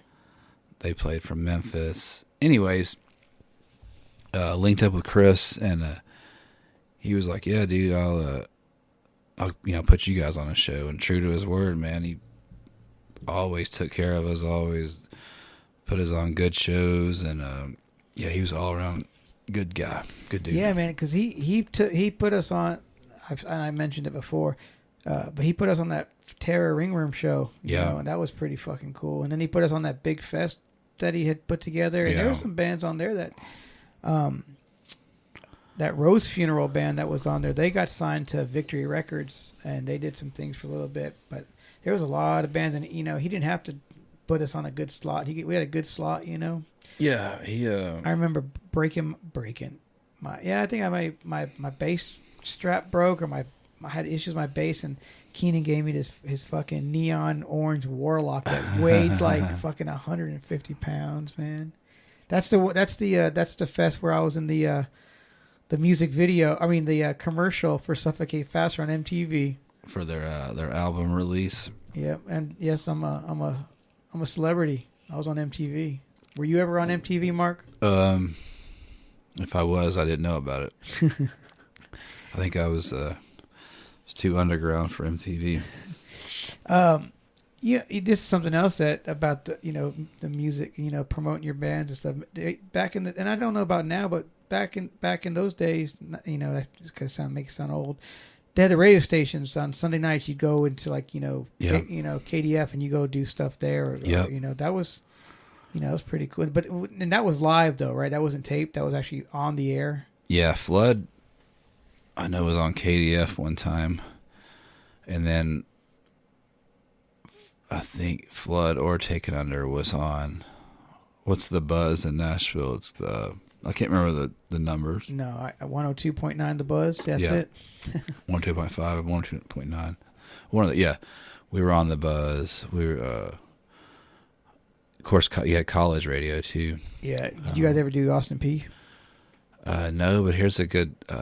When I was a teen, like 13 or 14, there was a girl named Ashley that hosted like an hour of thrash metal, and she went by Thrashly. Okay.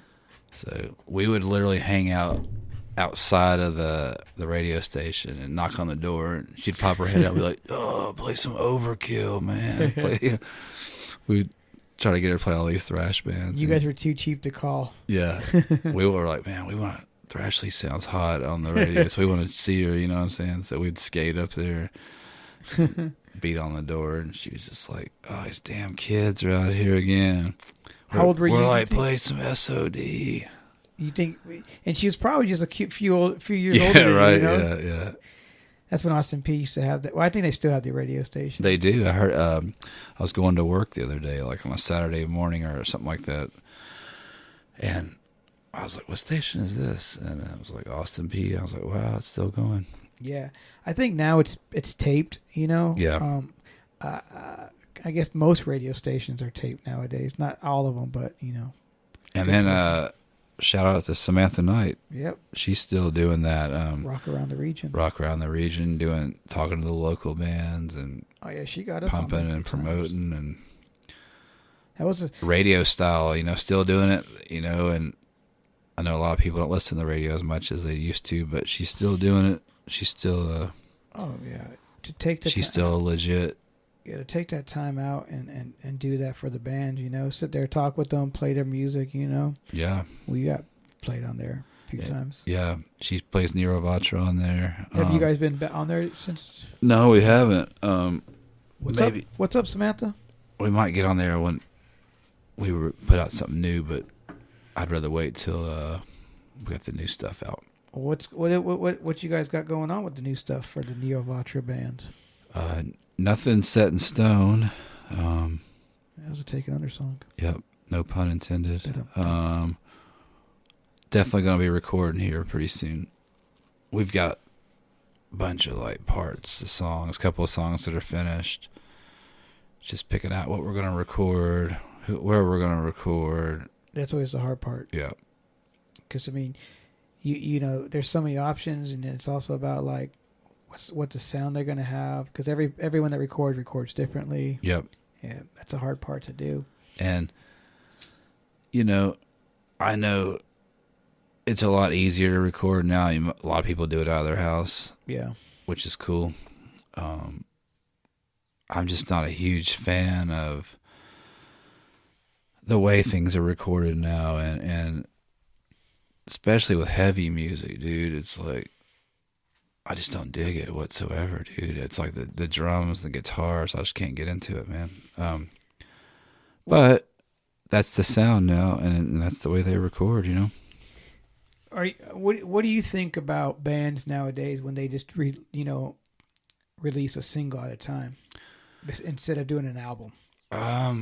I think in a way you almost have to, just because people's attention spans, to get somebody to sit down and listen to a whole album, it's not easy anymore. I think it's maybe just because we're so distracted, and we're always we're used to the scroll, right? Yeah. Check out something for a couple seconds, scroll on to the next one, scroll. It's like, so you almost have to just hit them with one song at a time, and so they can.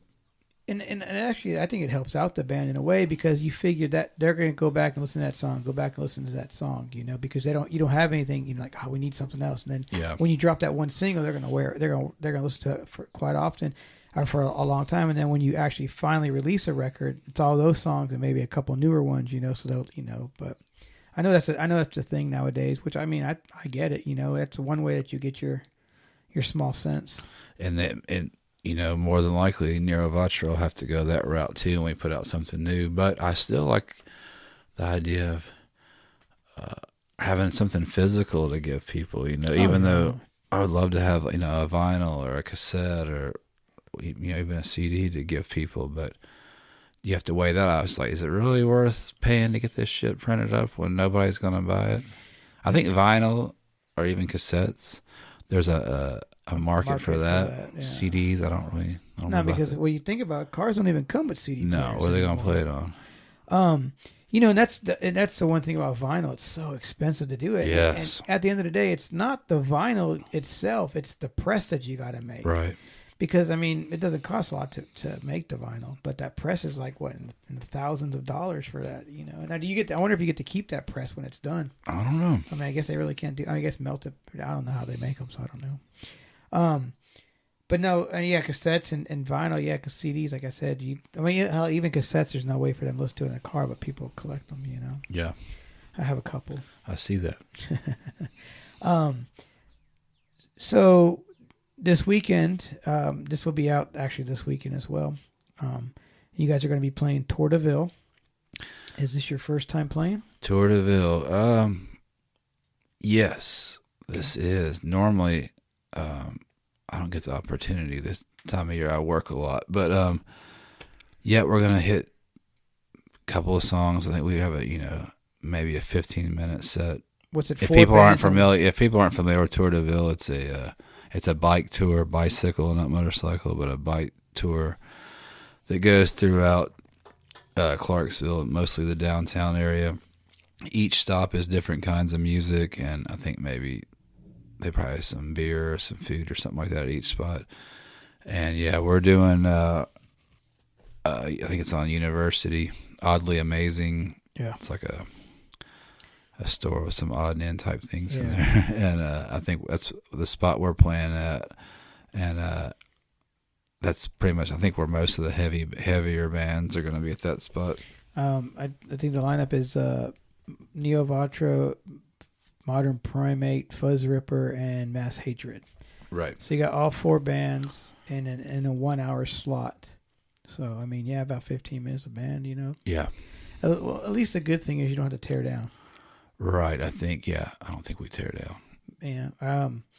So, that'd be kind of cool. And if you listen to this afterwards, how was Tour de Ville, Mark? It was quick. Yeah. Cool. We played... As of some now, of Nero Vatra songs are longer, and so we'll have to figure out which ones we can. Yeah, I mean, you could always throw in there. Could always do a sleep and just play one song. Play your whole set. Just play one. And I like the idea. The other guys wouldn't go for it, but I like the idea of just setting up and freestyling, because we do that at practice. That's how we pretty much all of our practices start. It's just somebody will drop a riff, and we just go from there for like 20 or 30 minutes. And all these people that are going to be at Tour de Ville probably have never even seen you guys, Yeah, so I would be like, let's just freestyle, but they won't go for that. Because you guys were supposed to play possum stock, but it got rained. You got rained out, correct? Yeah. Something weird. Yeah. Something weird happened there. But besides that, you guys don't have any other shows coming up right now. You guys are just focusing on recording, right? Yeah, the goal is just take a break on shows. I mean, it's good though, man. You guys are obviously writing, or you have stuff you guys are getting ready, but you're gonna drop all new merch and all kinds of shit like that. Yeah, definitely. Like drop some merch. I've got some ideas. I got some ideas for you guys. Yeah, and I'm sure we'll all at the next few practices kick around some ideas for merch and how we're going to present the music and all that good stuff. I don't remember if we talked about this at the last one, and I'm sure you'll let me know. When obviously you write the lyrics, that's you, right? And I'll get to that part there. But when it comes to like your guys' songs, is it a group effort, or somebody come with it like an idea, like you're riffing around, or you guys, or just at practice and you guys come up with ideas? A little of both. Yeah. I personally write all the time. On my phone, I've probably got like, hundreds of riffs on there. Do you record like the guitar riffs, or do you have sound effect riffs that you? I record them, yeah.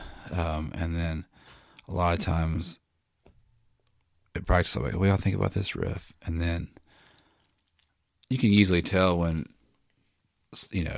if it's like that's cool and we move on, okay, that riff's gone.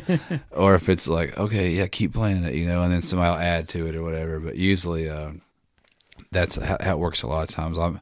I can write all the time, dude. That's one thing that I've always been able to do is just pick up a guitar and write.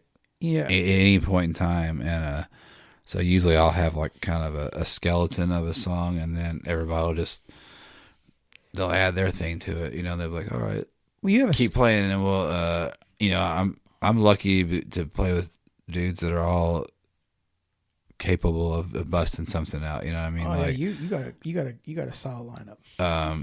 Like I said, when Charles joined up with us, he had stuff that he had written over the years that never got used for anything, and he's like, "What do you think about this?" And I was like, "Well, okay." He sends me riffs all the time. Trailer, he can bust out riffs anytime. And this happens all the time too. You'll sit down, you guys will write a fucking song, and then it's like, yeah, no, it's not what I expected, But like you're saying, you got skeletons of songs, and you guys, there's a song you have now that you have written. It's been played over the years, and then now it's finally where it needed to be because you had the pieces that got put in there. Is that Chemical Fog? Right. Yeah. Because I mean, there's parts of it that have been around for a little bit, but then you got it's a good song though. Yeah. And then lyrically, like I think we did talk about this, but your lyric writing, you just movies, books, just fucking whatever you're feeling. Well, the human condition is what I write about, yeah, and that's been in every band from Power Trip on to Niravatra. I like to write about the human condition, how we struggle, how we overcome struggles, and then I'd say that's probably 90% of my writing.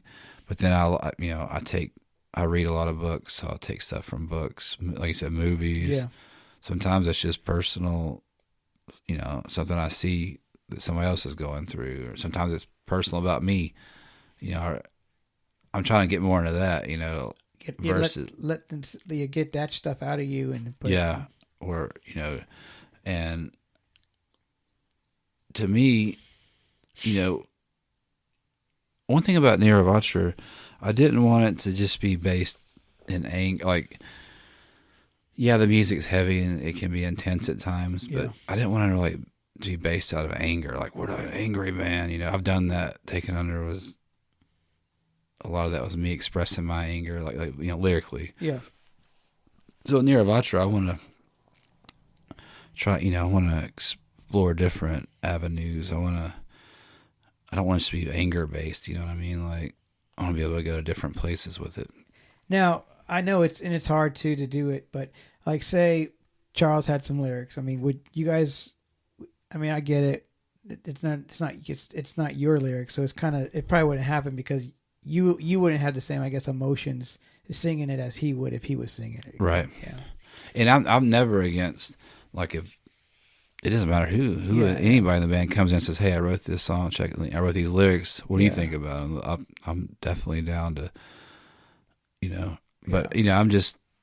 But I'm picky about shit. You know what I'm saying? It's like it'd have to be something. You have a lot of fucking lyrics too. Yeah, I have a lot of lyrics, and I'm open minded. Like if I'm singing something and somebody's like, "Hey, what do why don't you use this word instead of that one? It flows better." Yeah, for sure. Or take this out. Take this out. Yeah, I'm never one of those people like, "No, it's my lyrics. Don't tell me what to do." Yeah. I'm never like that. Same with the guitars too, riffs. Hey, take that riff and play it like this. Okay, hell yeah. Yeah, and I mean, like you said too. I mean, Charles has a lot of ideas, and he plays. When you got Trailer too, it's like you guys all played those instruments, and you all have great ideas. Yeah. Myself now, I was like, what am I doing? I didn't fucking know, man. That's one thing. It's like I always felt like I didn't know what to fucking play. Just follow Chase. All right, Chase, what am I playing? Well. That's kind of punk rock style, though, right? Yeah. Hey, Sid Vicious only played fucking one string, and he was fucking drunk all the damn. Well, yeah. Anywho, but yeah. So, and Nikki Sixx, but one thing about Nikki Sixx, he went back and learned how to play bass. Yeah. And that was was that Dr. Feelgood when he learned how to play bass? After like 6 albums, now I know how to play bass. Yeah. But that's cool for him that he's like, what, I need to do this, and then he went and Yeah. But just because you could play guitar don't mean you could play bass, right? Well, or is it the other way Nikki around? Sixx, it was always kind of a running joke that he just, plays the top string. Yeah. He just, and if you listen to a lot of the Crew songs, he kind of does. But Nikki was just, he looks so damn cool. You know what I'm saying? Yeah, it's like, totally kind of different subject. Yeah. But they had that Sonic Temple Fest. Yes. Did you watch the Misfits? I did not. I saw the side stage footage of it, but I didn't see anything for it. Was it good? They were having a lot of technical difficulties early on in the set. That's hard too for a fest though, to try to get exactly what you want because you got so many moving parts. Yeah, and Doyle plays guitar so weird, man. People have always said, "Is he really playing guitar?" Because he doesn't pick; he hits it with his and. So I watched him. I'm like, is he really playing or not? Because I think they have a second guitar player in the background that plays too. I think so. Behind the scrims back there. Yeah, and Misfits are such a. Now that we're talking about them, it blows my mind because they weren't a big band, dude. When they first came out. No, really, and I'm sure they do. Metallica blew them the hell up. Because they were always wearing their merch, and people were like, "This is the Misfits," and they were definitely popular among the skaters and the punks. Yeah. But now that they've come back around, dude, they're headlining over like Megadeth. Alice Cooper opened up for them, because Megadeth opened up for them too. Yeah, and it's like, how did they get so huge when they were only around for a few years in the 80s? And they weren't really that big. They were playing like little dives and shit. You know what I mean? When did Glenn leave the band?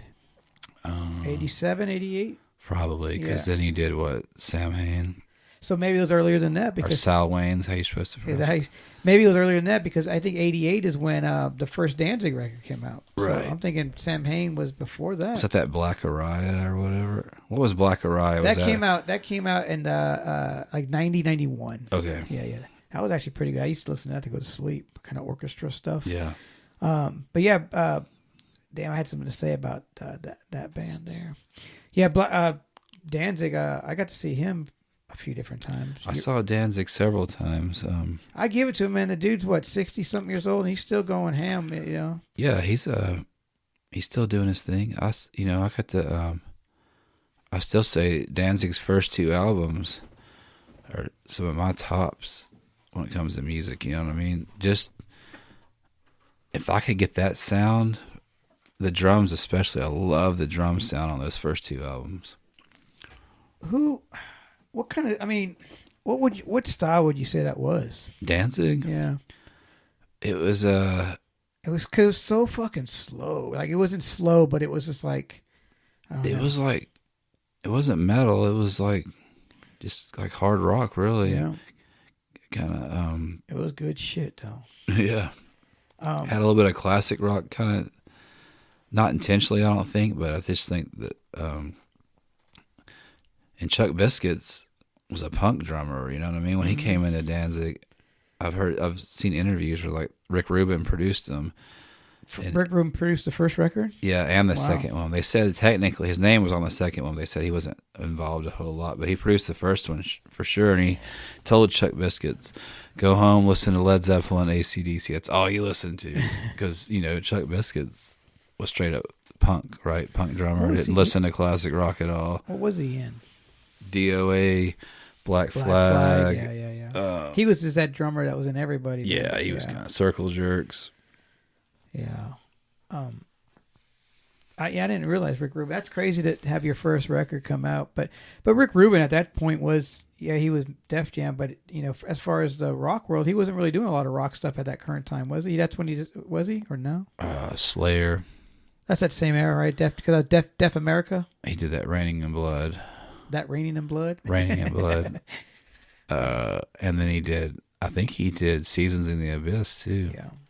There was something I saw recently, I can't remember now, but he did, and I was like, wow, Rick Rubin and that. I remember he kind of gave Johnny Cash a new life with for sure. A new fan base, have him do all them cover songs. That was pretty cool. Now, I got to see Danzig on the How the Gods Kill tour. I saw that at 328. Who opened up on that one? Was White Zombie on there? Maybe Caius. Was Caius? Yeah, it was White Zombie. For me, it was. It wasn't. The Nashville one didn't have White Zombie for sure, but yeah. I think maybe Caius was on it. Yeah, mine was Danzig, White Zombie, and Caius. And that was pretty cool. And then I saw him. I saw the How the Gods Kill tour. Maybe. I don't know if I saw the Lucifuge tour, but I saw Danzig.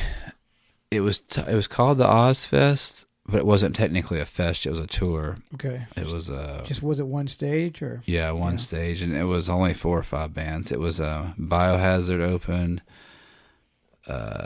Sepultura, Danzig, Ozzy, and it was called the Ozfest, but it wasn't really a fest.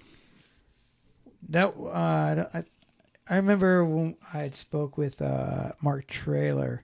Was that same show that he was speaking about? Possibly. It was at Starwood. Yeah. Another band I was going to ask you about. Did you ever see Soundgarden? I feel like I saw them on, what was the album after Super Unknown, Down on the Upside. Oh, wow, okay. Now, Soundgarden's one of my favorite bands. They're great. Yeah, I mean, I'm trying to think, did I see him on that tour? You think I would know if it was Soundgarden? Well, we've talked about this before, me and you. I've seen so many freaking fests and tours. I can't remember who I've seen on each fest. Well, yeah, that. But then also too, like you hear stories and shit, and then I'm like, yeah, was I there? And it was like, you have to ask people, was I at that show? No, you weren't there, dude. Oh, I appreciate it, man. Thanks. I saw Soundgarden 92, 91, 92. Whenever Bad Motorfinger came out, I bought that cassette tape at Target in Salinas, California. I bought that and a tie-dye shirt then and a flannel. Yeah. I was trying to be, You're like grunge. I'm grunge, man. Well, I was already dressing, but I had my fucking docs on and shit back then, but I needed a new flannel. But I remember that's what I bought. But it was Soundgarden, Monster Magnet, and Swerve Driver. Okay, I remember all those bands. Not to be mistaken by Screwdriver. No. Yeah, Monster Magnet was different. They were badass. Yeah, they were. Would you say they were kind of Monster Magnet would fit in the same category as say they're from Atlanta. Seven Dust? No, Stuck Lucky? No, that was Stuck Mojo. Stuck Mojo. They were kind of similar, yeah? No? No. Stuck Mojo was kind of like rap rock. Rock, okay. Yeah, and they don't get enough. They were doing the rap rock before a lot of the other bands were. The guitar player from Stuck Mojo, actually a good, well, not now though, but most of that band was Fozzy, Chris Jericho's band, but now just a guitar player is in that band. What's his name? Do you remember the guitar player? Starts with player? an R. Rick? No. Yeah. It starts with an R, I know that Okay. much. But yeah, that dude's a fucking beast on guitar, man. He's fucking shreds. Yeah. Stuck Mojo, dude. They were, especially in the South back in the. They about the same time as Seven Dust? I think it predates Seven Dust, really? Possibly, yeah. Seven Dust was what, the 90s? Mid-90s? Yeah, I think so. Same time as like Machine Head, that whole era was all about the same time? Yeah, and I used to work with LeJean, the singer, his little brother, who was murdered. Yeah. And I always thought if I ever met LeJean, I always want to tell him that I got to know his brother just a little bit. And he thought very highly of his older brother. You remember you told me that one time that you worked with him, and then he was, Yeah, he was an aspiring rapper. But I told him, he came to a show one time at the Indian Net. Oh, really? Yeah. His nickname was Spoon. And because when I met him, I was like, well, what's your name, dude? And he's like, call me Spoon. I was like, okay, what, is there a reason? And he was like, well, my last name's Witherspoon. And I was like, okay, we Spoon for short. And then it didn't hit me. And then somebody told him, we're talking about bands. He's like, oh, you're in a band? He's like, man, my brother's in a band. And I was like, oh, yeah? He's like, yeah, he sings for Seven Dust. I'm like, whoa. And I remember he called his brother up. He's like, yo, man, my dude right here, Mark, he's got an album, dude. Hook him up. And I was just like, oh, God. And he put me on the phone with him, and awkward as shit. I'm just like, oh, yo, what's up, man? He's like, oh, yeah, just send that CD to whatever record label I was at the time. He's like, yeah, just send it to this dude. And I'm like, all right. Yeah, it was awkward as shit. But I was never into Seven Dust, wasn't really my thing. But my roommate, Jamie Romance, he had tickets to go to Seven Dust's acoustic set at Exit N, and it was pretty cool because I didn't know that he lived in Nashville, and then they're from Atlanta, but he was talking to the crowd and said, "It's my mom and my sister." Yeah. Hey, I ain't seen you since high school. And he the crowd and shit. It was pretty cool. Hoptown Chase was there. I saw him. I actually saw Seven Dust too. Yeah, I think I saw them on Ozfest maybe. I saw him at 328. I didn't go. I went with I think a girlfriend at the time or somebody, and it was like Kitty, Seven Dust, and some other type of band like that. And wasn't my thing, but Seven Dust is known for like being this like their live shows, what they're really known for, and they definitely throw down live. He has an amazing voice. I'll give him that. Powerful singer, man. Yeah. He has so many different his ranges. Like, talking about them though, I didn't, like I said, I never knew much about them. Just like I didn't know much about Machine Head either. And I always see people with that the black and yellow machine gun or Machine Head logo. The MH. Yeah. And I still never listened to them, and I don't think I really listened to them until probably like 10 years ago. But they're fucking, man, that first album, man. Oh, Burn My Eyes, and then the more things change. Mm-hmm. They were influential on Flood. I didn't really mention them before, but I would say that they had quite a bit of influence on Flood too. If anybody wants to see a sick Machine Head show, you need to look up the Dynamo show. And they threw it down, dude. That fest had that year was like the Biohazard set's insane too. Madball. Didn't somebody from Madball fall off the stage? It was Madball. You had Dog Eat Dog. You had it was like the New York fucking hardcore fest basically. Like all these hardcore bands and Machine Head, but Machine Head was all vatoed out. You know what I'm saying? They had their Dickies and shit. They were Oakland guys. Yeah, cool. And for people who might not know, maybe do, maybe don't, but Rob Flynn was in Violence before. That's where he came from. And then Phil was also... Phil Dimmel. He was in there too, right? I don't know if they were in the band at the same time, but they were both in Violence, yeah. I know Phil is back, and I think he's back touring with Violence. They came back around. I did a big research on the old thrash scene. A lot of those smaller, I love bands that didn't get the big hype. Or they were hype, but they didn't get the success like some of the other ones, like Testament and stuff like that. Yeah, I think Violence kind of came around as it was kind of maybe fading out a little bit. Would you say the same thing about like Death Angel? No, Death Angel. came out before I always Violence. get Death and Dark Angel fucking. Well, there was there was like a Dark Angel. Which were the Filipinos? That's Death Angel. Okay, that's what I'm talking about. They played the Warehouse. Yes, we saw them. Yeah, they still sounded really good. Yeah, Death Angel. They kind of got they weren't as big as some of the other ones, but you know, they were out there doing their thing. I mean, there was a huge Bay Area thrash scene back in the 80s. Gosh, yeah. There's actually a documentary of the Bay Area thrash scene on Amazon. That's really, really cool, man. Well, there's that book, Murder in the First Row, that documents the Bay Area thrash scene. That's the that's the documentary. Is it? Too, yeah. Okay. Yeah. There's a part in there where Kirk Hammett's getting interviewed. He's like, "There's one thing we used to always say back in the day: don't ever sell out." And people are probably like, "Well, you guys sold out," but whatever they did, right? But yeah, we were talking about fest and stuff. And I mentioned this to you last week, but on Paramount they just dropped a docu-series yesterday on Lollapalooza. It's a 4-part series. Okay. So I haven't checked it out yet myself. And then there's the Smashing Pumpkins docu thing that's on CW. It talks about Billy Corgan and it talks about like NWA pro wrestling. Pretty interesting stuff. It's cool that all these little I like watching these little series, Oh yeah. Good documentaries out there.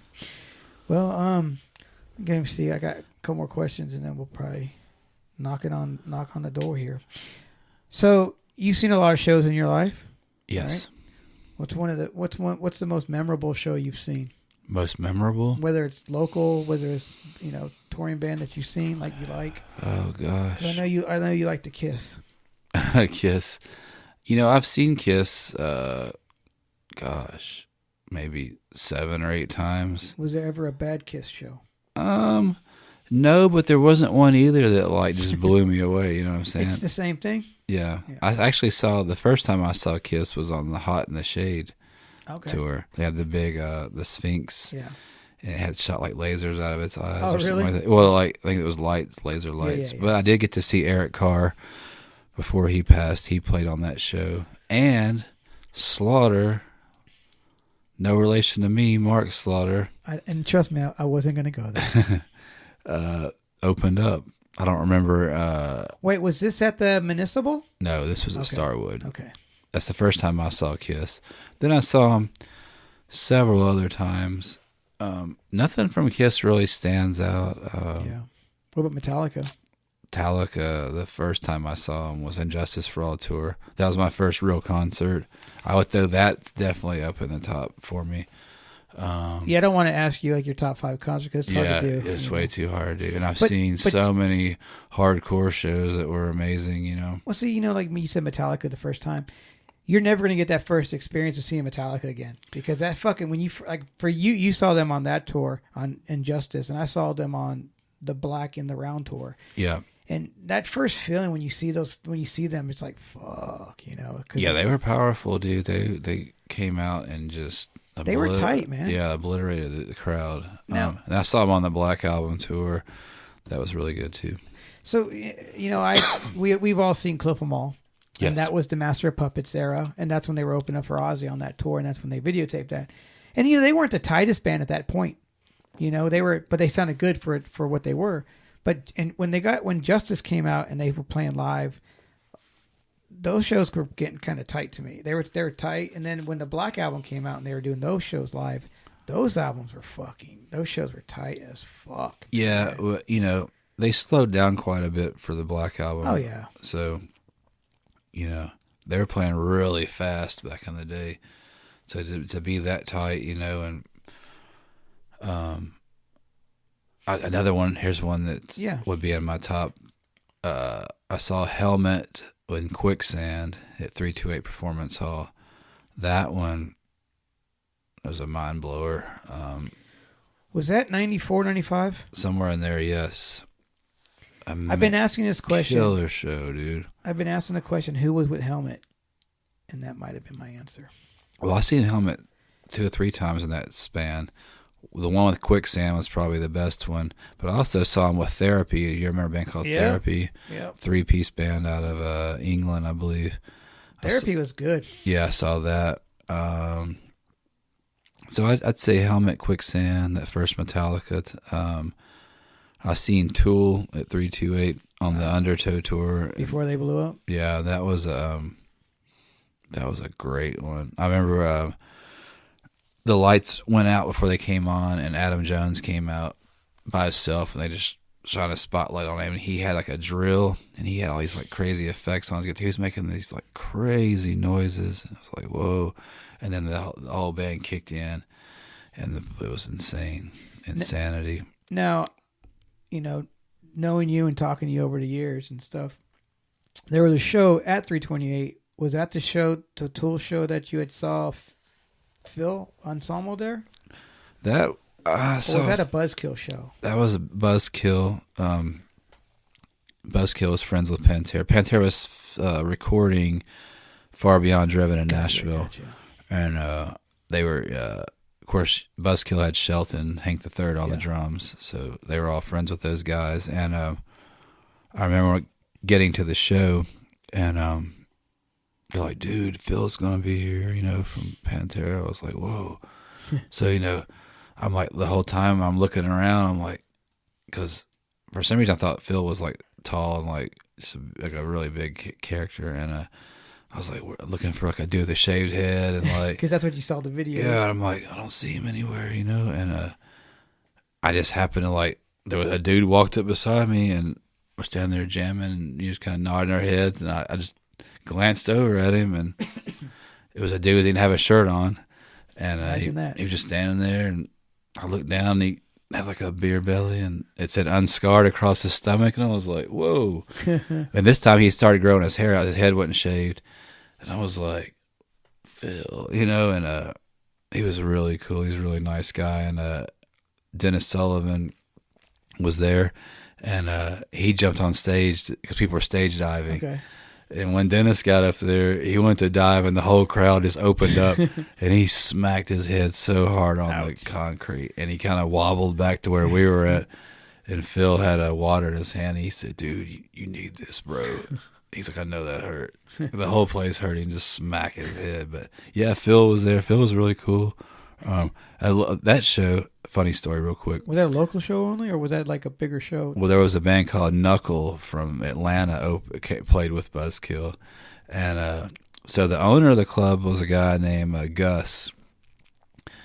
The own 328? No, this is the Abyss. Oh, the Abyss. Okay. Yeah, this show. The one with Phil was at the Abyss. Oh, okay. So Knuckle comes out, and Gus's girlfriend or wife, she was in front of the stage, and she was pretty wasted. She was kind of bobbing back and forth, and the singer Knuckle kicks in, and I forgot the name. I got one of their demos somewhere, and they had this song they had opened up with, and the singer come running across the stage, and he like slid on his knees and kneed this woman right in the face, not intentionally. Yeah. But he just came out, savage, like this. Wah! He knees her right in the face, and she goes out, and Gus comes flying across the room and starts trying to fight the singer, and they're like wrestling around, and he's like, the show's over, it's over, it's over, and everybody's like, no, hell no, dude, because it was like packed out, and he was like, no, everybody get the fuck out of my club, and we're like, dude, it wasn't intentional, and luckily he didn't shut the show down, but he was really trying to. Back to 328, did you see Clutch there? I've seen Clutch a few times, and I feel like I saw him there with somebody. Well, yeah, there was somebody else that opened up. Yeah, there was a band called Somebody, dude. They were amazing. Yeah, dude. Yeah, they sounded like somebody. Yeah. I only remember Clutch because I was smoking lots and lots of weed. I know I might have been on some other shit, but I just remember Clutch, man. They were fucking so good live. I've seen them a few different times. They were a good live band. That venue, man, I've seen you've seen a lot more shows than there. I remember going to a show there. I went to a couple shows there with you, but I remember the one show that we went to.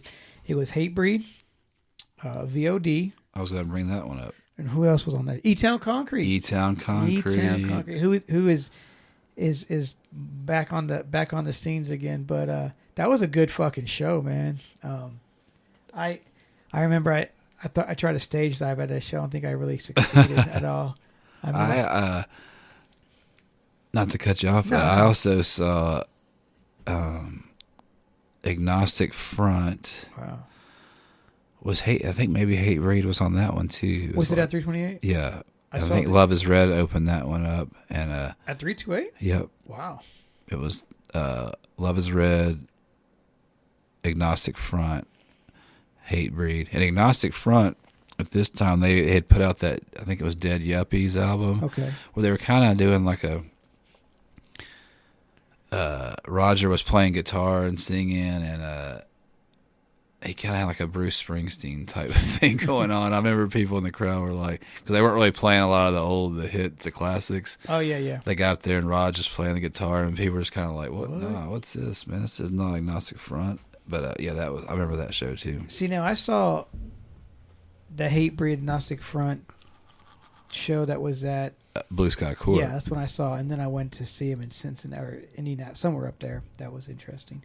That was like it was one of those tours. I know Discipline was on it. Maybe Discipline wasn't on the Clarks or the Nashville show, but Discipline was good. They're from Germany. Germany, they're really good. Yeah, I would have to say, like, for me, for my favorite shows I've ever saw, obviously Metallica is up there. Obviously Prince. I would have to probably throw Soundgarden in there, just because seeing some of these shows at the prime, like Soundgarden coming out with Bad Motorfinger. I mean, they were known, but they weren't known like that. So yeah. they were on a whole different level at that point. And the place that I had saw them perform at was a place probably the size of like the Muse. Not the Muse. 328. Yeah. Something small. But that was really cool. And then I saw Alice in Chains. Yep. It was Alice in Chains, and who opened up? This was in San Jose, but I can't remember who opened up. But I got to see Damn Yankees. Okay. That was not one of my top shows, but that was in the same venue, and that was pretty interesting because Ted Nugent got arrested after the show. Really? Because he was told he was not allowed to shoot his flaming arrow and he shot his flaming arrow across that thing. Of course, after the show, thing.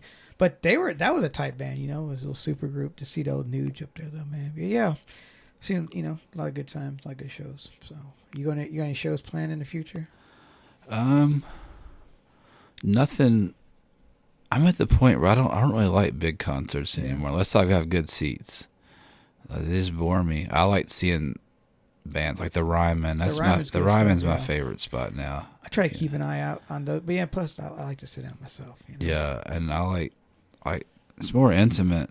I've seen the Raconteurs there. Jack White's one of his bands, and that was such a great show. But I've seen Social D there a couple of times. Social Distortion, amazing shows. I'd have to put Social Distortion at the Ryman. That'd have to be up there pretty high on my. You've seen him a few times. A couple of times there, and I've seen him at Rocket Town before too. But AFI, you gotta shout them out, dude. Imagine them at the Ryman. I've seen them a couple of times. AFI was a top band, live band for sure. Did you? I know you. I think I saw them at Rocket Town once. But did you go to the Sick of It All AFI show? I think I've asked you this before, but the Sick of It All. It was at the War Memorial. Yeah, was that good? Yeah. I don't remember that much about that. Yeah. Yeah, I'd have to throw AFI up there. I saw them on Warped Tour one year, and Davey Havoc can control a crowd. Man. Yeah. He's a great front man. He reminds me. He's one of them dudes. He's there's certain people that just have it. The front men that they're like, yeah, he's a front man. He's got it. He's Davey Havoc's one of them for sure. What about Daryl Palumbo from Glassjaw? Have I ever seen Glassjaw?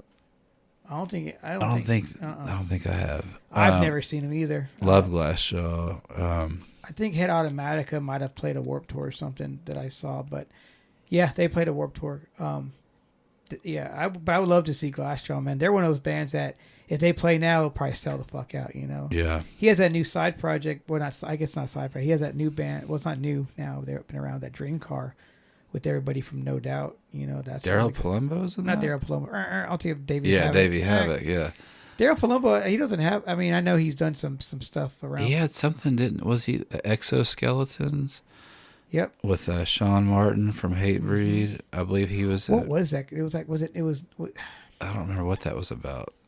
Yeah, I have a 7-inch of it, but but that's that New York, But yeah, I know Glassjaw. When I thought Glassjaw was done playing music, they were still putting music out. They put that coloring book album out or whatever it's called. That's pretty good. Pat Delaney would be able to talk all day about some Glassjaw. He likes them. Dude, yeah, I love Glassjaw. Yeah. Would love to see him live too. Yeah, I mean, it was not Kiss Kiss Bang Bang. What was the second album called? From who? From Glassjaw. Something Worship and something in Worship. Is that's not the one with the record player? Yeah. There was Kiss Kiss Bang Bang that had like a duck on the cover, or a kid on the cover. Then there was the one that had the pill box on it. Yeah, which is pretty looks lush. Just like what's that band Finch? Didn't they have an album cover? Yeah. Yeah. There was 2 albums that came out that looked very similar. Yeah. That's cool though, man. But a band there was another band that Fugazi's a band that I didn't get to see that I got to see them at 328. God, I would love to see them. It was a great show. Yeah. I think it was like between 95 97 era, you know what I'm saying? Because I know, did they split up a little bit after that or down a little bit later on down the road?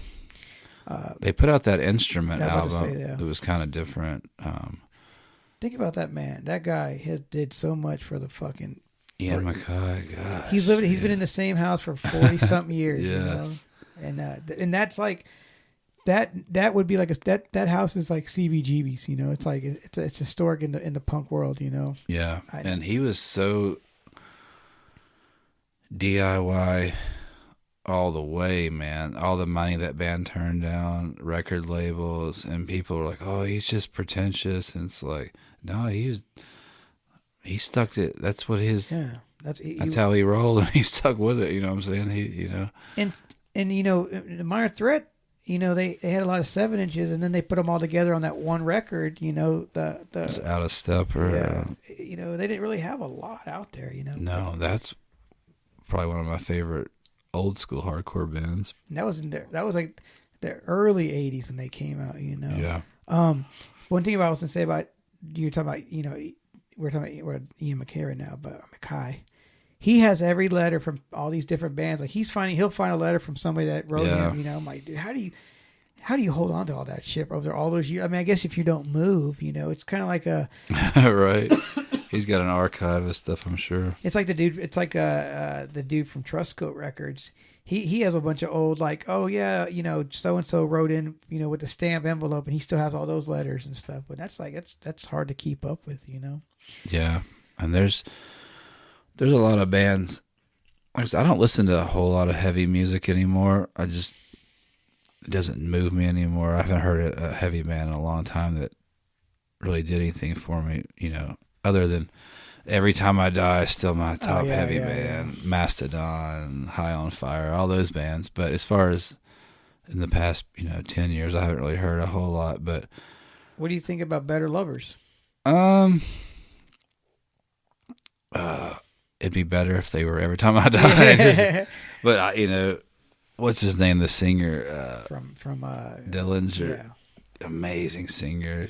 He's a wild man, dude. He wasn't on the first. No, he's not the original Dillinger singer, but I can't think of his name off the top of my head. But nothing against him by no means. He's a great singer. Jeff. No, it's not Jeff. I don't think. No. Oh.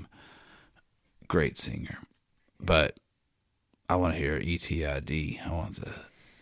Do you think Every Time I Die, boys? Do you think it'll ever happen? Yeah, I think so. Yeah, one day, like maybe they'll play one of these, like because what's his name?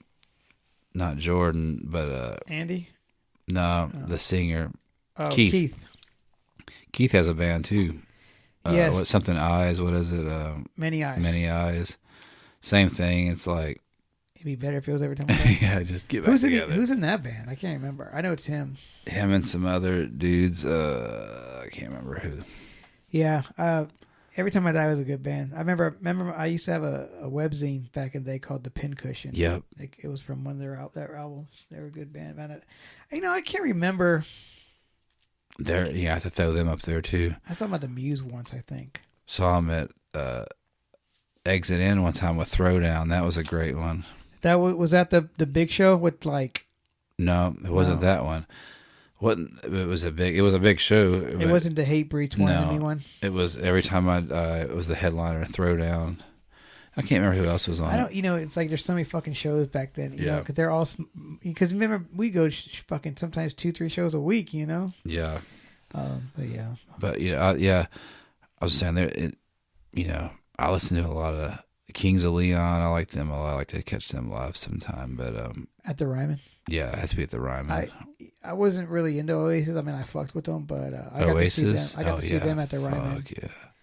It was both brothers. They weren't arguing. Yeah, I was about to say they both came out. I mean, they sounded fucking flawless, but they weren't arguing. So no. Yeah. I only seen a few shows at the Ryman. I saw them there. I saw Deftones there, and that was pretty fucking cool. And I think that's probably it. I saw a comedy show. I saw Ralphie May there. Deftones, huge fan of them. Seen them multiple times, and I have to be honest, they were kind of lackluster most of the times I got to see them. But not that it was bad, just nothing stood out to me. Well, they also say too that rumors are you got to catch them at early on. Yeah.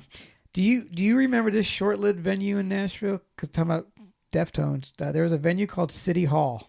Yep. It was short-lived. It ended up becoming. Now it's It was Urban Outfitters. Isn't that it's in the Marathon? No, this was down in the Gulch. Yeah. I went to. It wasn't Marathon, but wherever Urban Outfitters was was downtown. That's where it became. But yeah, it's right there in that whatever it's called, the Gulch. But see, who did I see? I've seen a few shows at City Hall. I want to say I might have saw Clutch there one time, but I did see. To me, it looks just like Marathon. It does look like Marathon. Yeah, it's just a big open hall. Yeah. Like, I saw them there, and I can't remember who else played it, but it was a good time.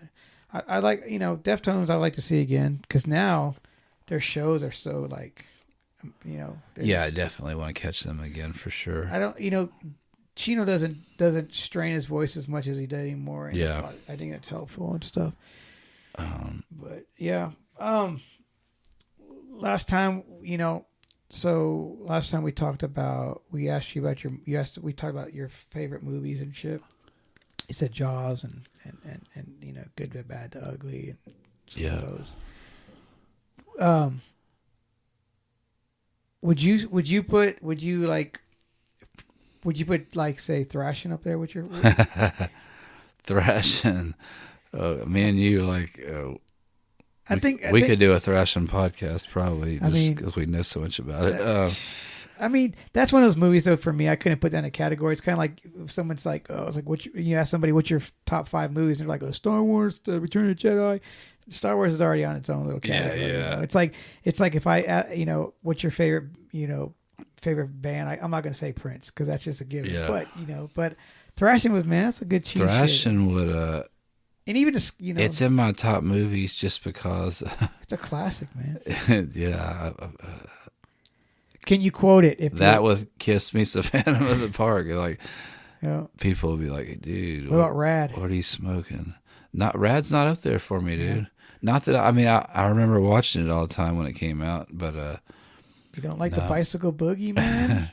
Bicycle, Send Me an Angel. Yeah, Lori Loughlin. Yeah, and Hell Track. Remember that's the track they raced on. I saw a picture of them designing Hell Track before they actually made it. You wouldn't have expected it to turn out to be that, but apparently you can go in Canada where it was filmed, and they have Rad Day. Yeah, and you ride on your bikes around to the same scenes and stuff. And I'm like, that's crazy. After over all I don't know if they do it now anymore, but I like that movie. I got to see that in the theaters. What was the main guy? Crew? Yeah. His name was Crew. Crew Jones. Crew Jones. He had that shirt with the fucking bike jumping with the star on it. Shout out to Crew. Bart. What was the other guy? The bad guy's name? Bart, yeah. Something like that. And he became somebody else. Like, I mean, he didn't become somebody else, but he became like a bigger actor, like in some other movies and shit. But Thrashing, dude, one of my favorite scenes is when the Chili Peppers come out. Hey, man, they did the Thrash Bash. Yeah. The Thrash Bash. Yeah, they came out and out there. They did that song Hollywood Hills? Black Eyed Blonde. Was it Black Eyed Blonde? Yeah, and just Yeah. Flea was up there wearing the fucking. Was it Flea wearing the aviator hat? Yeah, like a aviator's mask or whatever, and then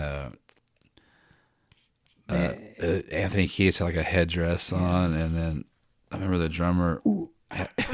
He had some like weird glasses on that lit up or something like that, like some crazy sunglasses. Bose was a cool dude, man. They let him turn his fucking car into a cabriolet, which is Hungarian for fast car, man. That guy that Radley, so they call him Radley. Yeah. I came across his Instagram a while back. Just I can't remember what his actual name was. What's he do now? He's some kind of like event host. Like he's like all his pictures that he hangs out with like Johnny Depp and all these different people. Okay. But I don't think he acts anymore. But he's still in the Viper room, probably hanging out. Well, look at that movie, okay? And out of that whole movie, one of them, only one is fucking huge as fuck. Josh Brolin. And he didn't even want to play that character because he was a skater, but he wasn't that kind of guy. You know? They were from the Valley. Yeah. Now that was, I believe that was like his second movie because I think Goonies. He had done Goonies, first, yeah. And obviously I'm not from LA, but I was always interested. Like when I hear about the Valley, because remember Valley Girl, the movie came out. Valley Girl, I was like, Nicolas Cage. Yeah, I was like, and then Fast Times at Ridgemont High, which wasn't based around LA, but they still had like a Valley type. Spicoli. And I was always like, is the Valley cool or is it not cool? Because well, everybody wants a Valley Girl. Yeah, but then in thrashing, like if you were from the Valley, you weren't cool. Mm-mm. Get out of your Val. What do you say, Val? You Val jerks. Yeah. But then, like the dudes from the Valley were pretty cool too. They were like had a big half pipe in their backyard, and like I think the Valley was kind of like the suburbs, is how I took it. Like they weren't city like street kids or anything. But I remember when he was Ralph and he lived in the Valley. Yeah. Man. No. So I listened to this podcast recently. And, I don't remember which one it was, but Josh Brolin was on there, and they were asking him. They talked to him about Goonies being his first movie. He's like, they told me how to wear sweatpants with shorts over them, gym shorts over them. He goes, who does that? And why would and I'm thinking, I was like, why would you do that? He's like, I didn't even want to do the role because I had to wear that outfit, but it was my, I didn't want to turn it down, but now I think that might have been a look in the 80s, like because they would take the sweater, and cut the sleeves off the sweater, and then they would have like the headband and shit. And then I want to throw a shout out to another movie real quick. Yeah. Okay. Let's see. I don't remember who was. I know Jack Black was in it before he was very famous. And instead of skate, it was basically Airborne. Okay, it was basically rad thrashing, but in the inline skating, rollerblades. And okay, you do remember that. Jack, he played Augie. His name was like Augie or something like that. Was Seth Green in that? Yeah, he wasn't he? He was the main dude. No, he wasn't the main dude. He was the little sidekick of the main dude. Yeah, Seth Green was in that one. Yeah, there was a new kid moved to town, and he got bullied, and he had to fight back. And there was always those movies based around what was popular in pop culture. Yeah, for sure. Gleam in the Cube. Gleam in the Cube. And some people don't like that because there was actually a story to it, but I enjoyed it. I vaguely remember it. I remember Christian Slater was like the main dude, right? It was he had an adopted brother who was involved with like some of the Chinese cartel kind of crap or shit, and some crazy stuff was going on. His brother got killed, and he had to go. Yeah, it was him and what was that guy's name? He was in Beautiful Girls. Max Perlich. He was he was in all those movies, dude. But he had the coolest fucking bedroom though in Gleam in the Cube. Because it was like his parents built like this underground bunker. Yeah. And there was like a ladder, and he had this fucking little calf, like a little pipe in there. Yeah, he was in all those kind of movies though, but he was cool. No, Christian Slater was cool as shit back then too. He was in Pump Up the Volume. He was like a pirate radio type character. That movie introduced me to a lot of fucking music. Yes, had a good soundtrack. Urban Dance Squad. Yeah. He was in that movie Cuffs. That was pretty. Heathers. And here's one that you may or may not know about. All right. It was in the 80s. It was always on HBO, but it was The